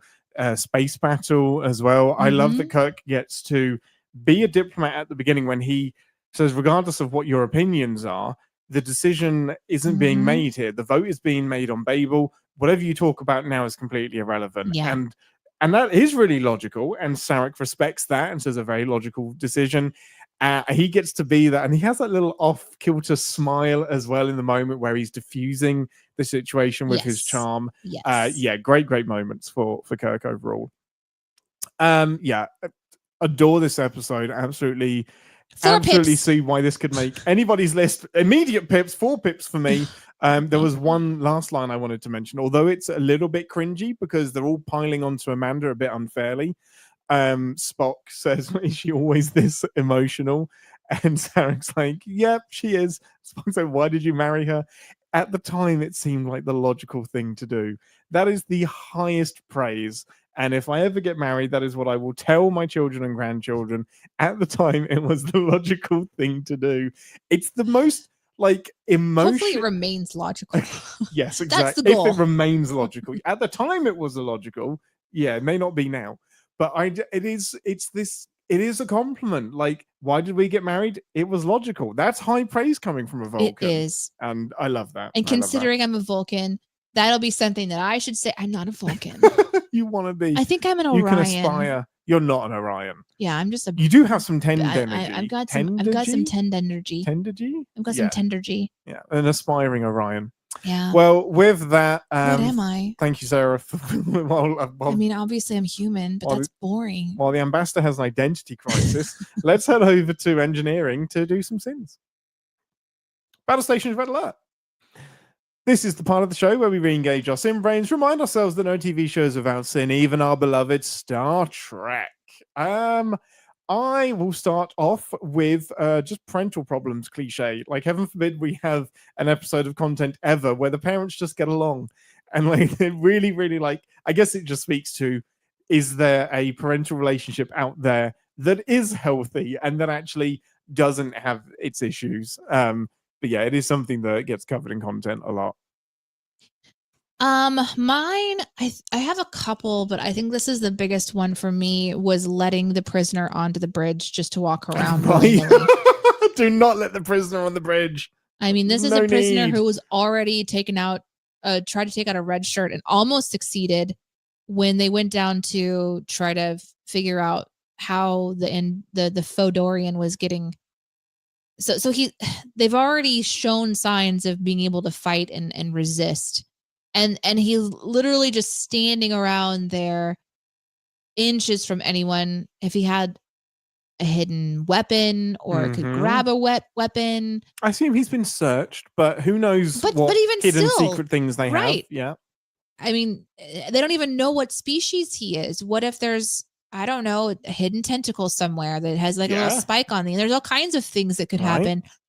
And it's just, they brought him up just to witness his fellow people blow themselves up. Yeah, he's not going to talk. He really doesn't serve a purpose except for to reveal why the enemy is doing what the enemy has done. Yeah. Which is important for us to do, to put a little bow onto that. Yeah. But at least keep him restrained to a chair or something. In cuffs, in shackles, something like that. Something like that. That makes sense. Yeah. I think that the Andorians, so the Orions, actually got a little bit unlucky here because they tried to frame Sarek for the murder by doing the now it's not Tal Shiar because that's the secret Romulan police. The secret Romulan police. Tal Shire? It's very, very close to Tal Shiar. Tal Shire neck thing. But they got a little bit unlucky because they picked the one person to frame who had an unknown secret medical condition that gave them basically an alibi and proved that they couldn't have done it. So they got very, very unlucky. Like, they didn't even have to be that specific. Just like kill the Tellarite and just leave it up in the air a little bit more. Don't pin it on anybody, but they got unlucky pinning it on Sarek. My other sin is that Scotty was told to come to the bridge to take over, and he never shows up. So, he cancelled that call. He said cancel it. Yeah.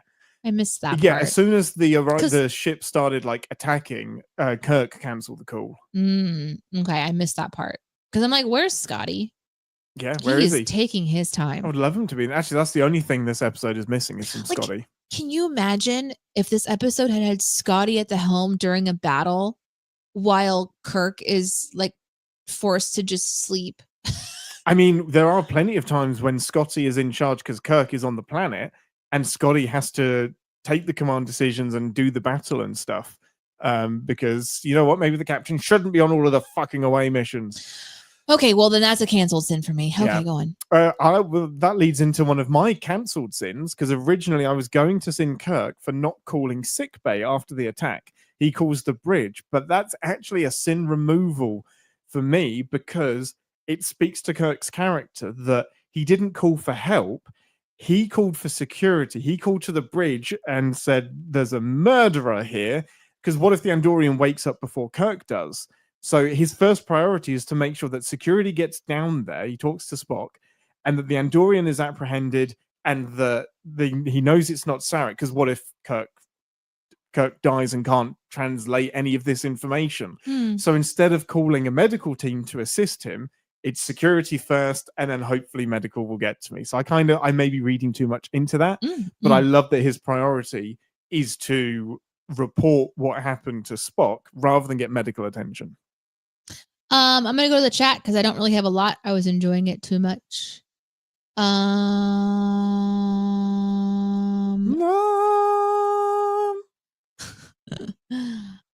Wow, we still have things in here from last week again. Sorry. We keep forgetting to clear those out. So let's see. I'll put some up on screen for the live chat while I get there. I will put up my GIF again that I think is amazing. I love that I got a GIF into the template.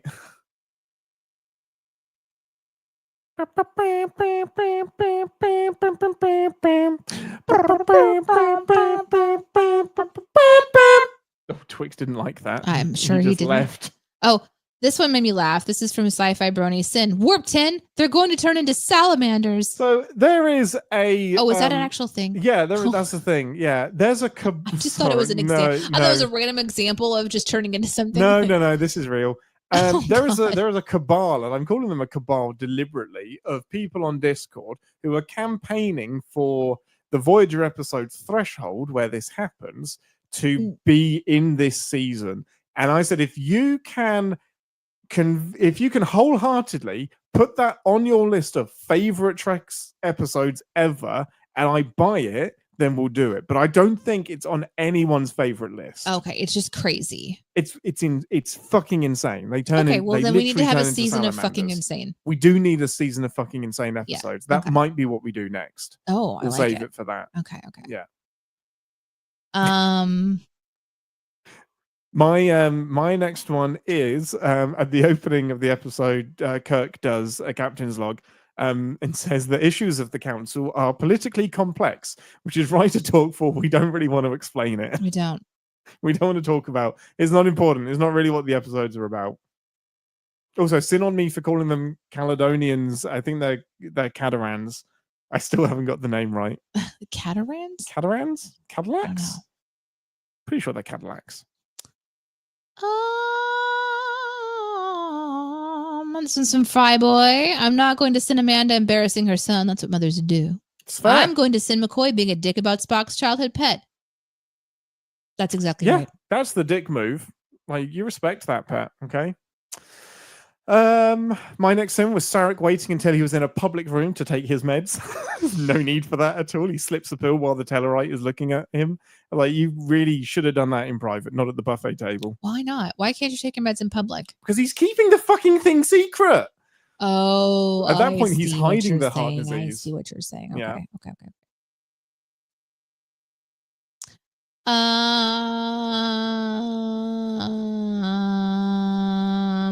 Okay, so I'm going to read this one from Flyboy. This is about the slap. I struggled a lot with whether to send the slap. On the one hand, it's a relic of time when parents, including mine, were pretty casual about corporeal punishment. Corporeal. It is. It's a corporeal punishment. It is. But that's not it. It's a corporeal punishment. It's a corporeal. Now, change it now. Now we have non-corporeal punishments.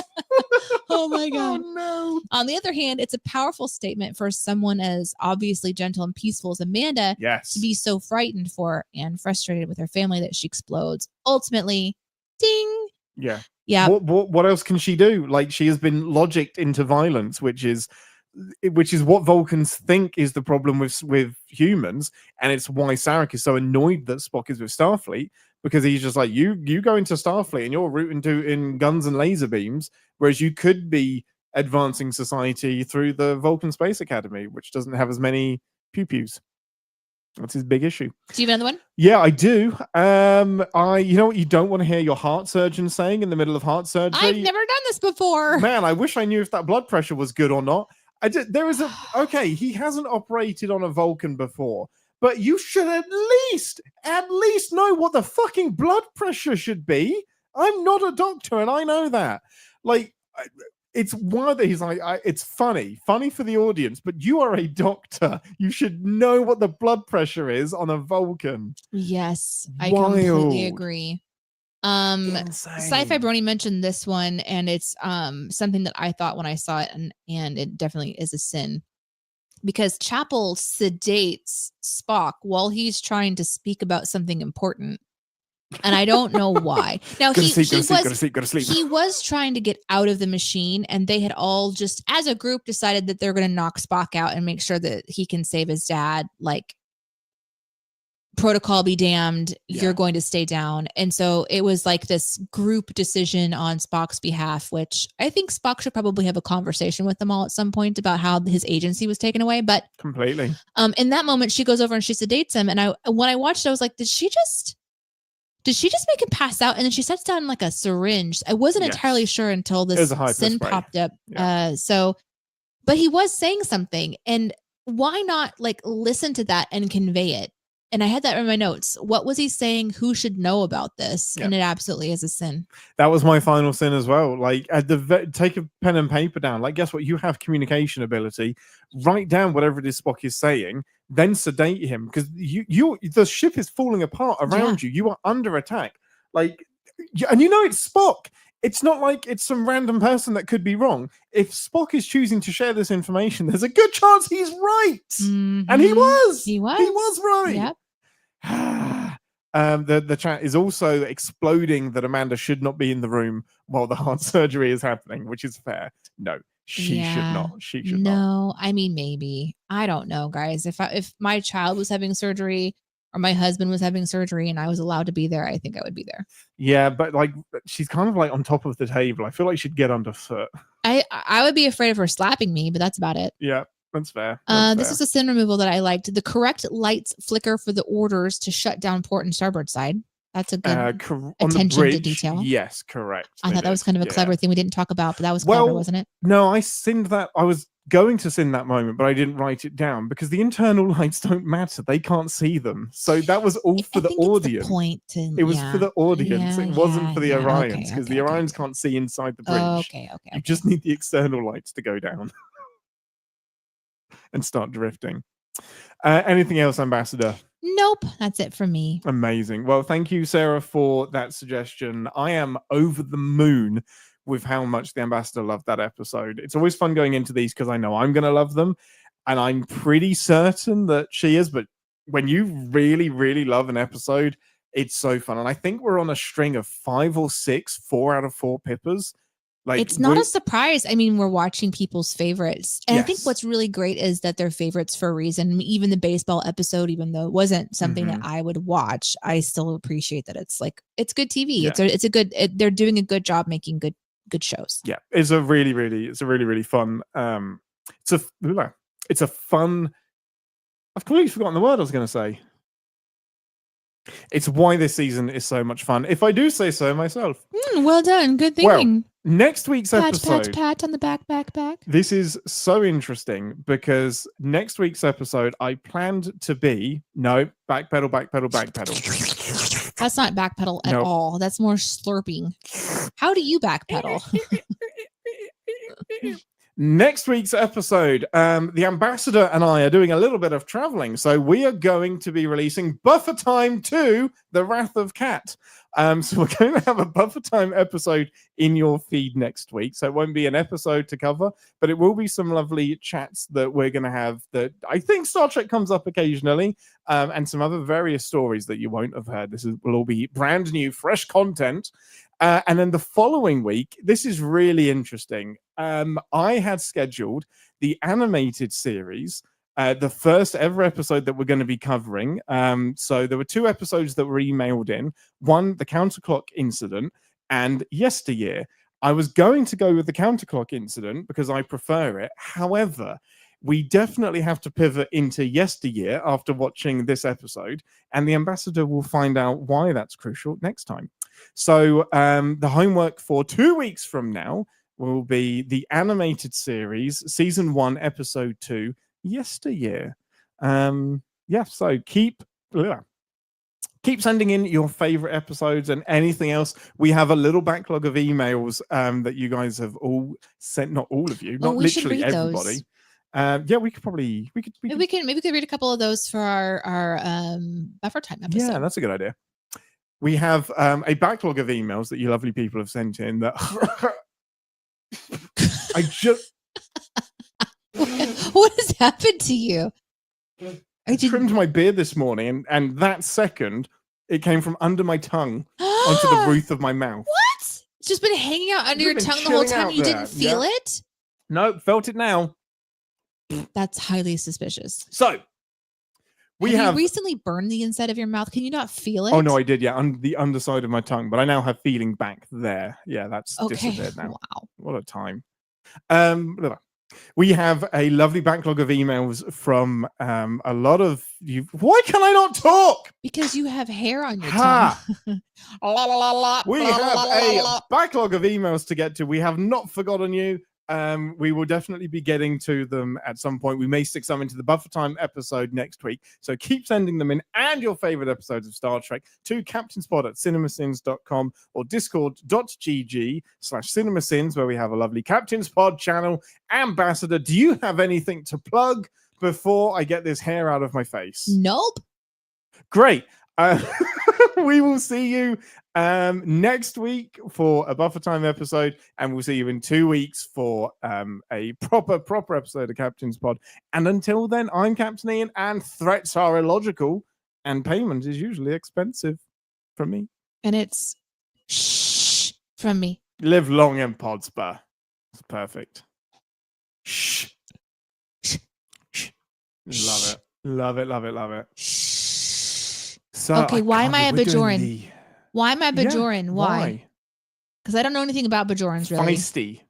Bajorans are feisty freedom fighters. He could have sci-fi brain. Feisty freedom fighters. Yeah, there's no live show next week. No live show next week. It's just going to be straight to feed next week. Nope. Here, nope. I'll say it. So next week, we're not live. And the week after that, we're live. I'll slip that in somewhere. You're welcome. Yeah, I'm leaving all of the beard talk in as well. Yeah, you are. Yeah, we are going to be, we're not going to be able to go live because we will not be at the microphone. We will not. But my puppies could be here for a show. Puppies? He perks up. Bajorans are emotional, passionate, and opinionated. That's me. That's me. Yeah. And they have cool earrings. That's also me. And they like spicy food. I like spicy. I'm learning to like spicy food. Yeah. So is it Yesteryear's next? Correct. That's the next episode we'll be covering, and we'll be live 2 weeks from now. Yesterday, I've pivoted away from the Counterclock Incident into Yesteryear. Season 1, episode 2 of the animated series. Look at that. I just popped that thing up so fast. I don't even know if it's accurate. It's all one word. Yeah, you did it right. Yeah. Look at that. Nailed it. I'm so excited we're doing the animated series. This is so fun. Yeah, I love this comment from you, CDR. You two are just Rutherford and Tendi geeking out. We really are. We definitely have Rutherford Tendi vibes for sure. I'm Tendi, she's Rutherford. That's exactly right. Yeah. No. I feel like I am a Tendi though. Like you are. You're the most Tendi of all of the people on Lower Decks. I thought you were Mariner, but you are much more Tendi. I definitely related to Mariner when we first started watching that show, though. Yes, absolutely. She has the do what I want vibe. Yes. Do what I want. Yes. I think I'm often in a Mariner position, but I want to be more Tendi. That's a perfect way to do it. I'm often in leadership positions where I have to kind of wrestle my chaos energy and lead the people through. People are relying on me. Shit. Yep. But I wish sometimes that I was just like, I just want to geek out on one thing all day long and have no additional responsibilities and then just be able to go hang out with my buds and be silly. But also you're really good at being the leader. So you end up, when you're forced into it, like a Mariner, you do a great job. Thank you. Yeah. I appreciate that. First, and now me, Ian hates the live show chat. It's true, he does. Don't you manipulate me into picking your list. He's just told me about it before. I can probably tell you how many submissions we've had. That was episode 9 that we just did in this series. Sci-Fi Brony, that fucking lead-in was so funny. So good. Very nice. So funny. Thank you so much. It was really, really, really good. I'm going to try to pop up on screen. Actually, I think I can just save this. Because I want to show you what it looked like originally, the star thingy. I think I can do it. If I'm very quick. Do it. I think I know how. I think I can do it. I've also got a do it. I'm not sure if I can do it or not. Okay, is it styles where you can pop up a picture? No, it's media. No, you want media assets. Yeah. Is it an overlay then? No, you can't just throw up a picture. You'd have to share screen. No. Yeah, I agree. Or you download it as you just throw it up as an image, but then our pictures are going to be here unless we shunt ourselves. We can go off to the side, maybe. To the side like that, and then you could bring it up. Okay, I'll do that. Here's what it popped up when I was looking for it. Yeah, that makes So that was the original. Tracks. Yes. At least according to that website that I was on. That's what it would have been. The whatculture.com. I don't know anything about what culture. But then this is what it looks like now. Oh, okay. So here's trekmovie.com. Don't like Trek Movie anymore because they don't let you decline cookies. Oh, okay. CBS have released some images for this weekend's journey to Babel. Get a closer look at the shuttle bay and the Galileo and Columbus, as well as the Orion ship. So it's that entrance shot of it kind of coming in. Uh-huh. And then I guess there's another shot where the Enterprise was behind a planet, and that was also new. Yeah, that's earlier in the episode, I think. So I'm going to show these to you guys too, since I'm adding files here. Do it. See if I can do that. So this is what we saw on the screen today. There it is. Which is so cool. I like that they still made it fuzzy. Yes. They didn't make really it look too advanced. It feels like it fits for the series. 2007 makes sense because at that point we would have had Enterprise and the Orions appear in Enterprise more. And I think that's the same as the Orion ship in Enterprise. So this is another image that was attacked. So that I think is the scout ship. Yeah, so I feel like that's from Enterprise perhaps. But they definitely retroactively made that look like an Orion ship from Enterprise. Right. Even though Enterprise came out in 2001. It's pretty cool though. It's a really cool nod. Introduces it all into the same canon. Bye. Thank you for Cheerio! coming. Time for a department head meeting on the USS Seaborg. Oh gosh. Oh, the Borg. That's not good. Well, guys, thank you for unnecessarily loud yawn. I apologize. Thank you for being here today. And every week we will not be live next week. So you can show up and chat with your friends, but we will not be here. No. I don't even know if you can chat with your friends. You can chat with people on Discord if you're not on Discord already. And thank you for those who watch these after they're recorded live. We appreciate your views as well. If you would like to join the community, it's discord.gg/cinemasins. And then there's a little channel inside there for the Star Trek lovers amongst us. We appreciate your emails, your comments, all of that. You guys give us such a fun little vibe for our show, and it is not unnoticed. Oh, yes. Yes, there's going to be animal stories, although we recorded them for part of the buffer time episode, so you'll be able to hear more of those. Moopsie versus Sarek's heart problem? I'm pretty sure Moopsie's going to win this one, although the heart specifically has no bone. There is no bone, yeah. So if we're just throwing hearts at Moopsie, Moopsie's going to starve. That's gross. That's grim. Maybe the heart survives, but Sarek dies. Oh, man. That's amazing. Live long and pod spur, everybody, and we'll see you in 2 weeks back here. Enjoy the Buffer Time episode next week. Yeah, you will. We love you guys. Thank you.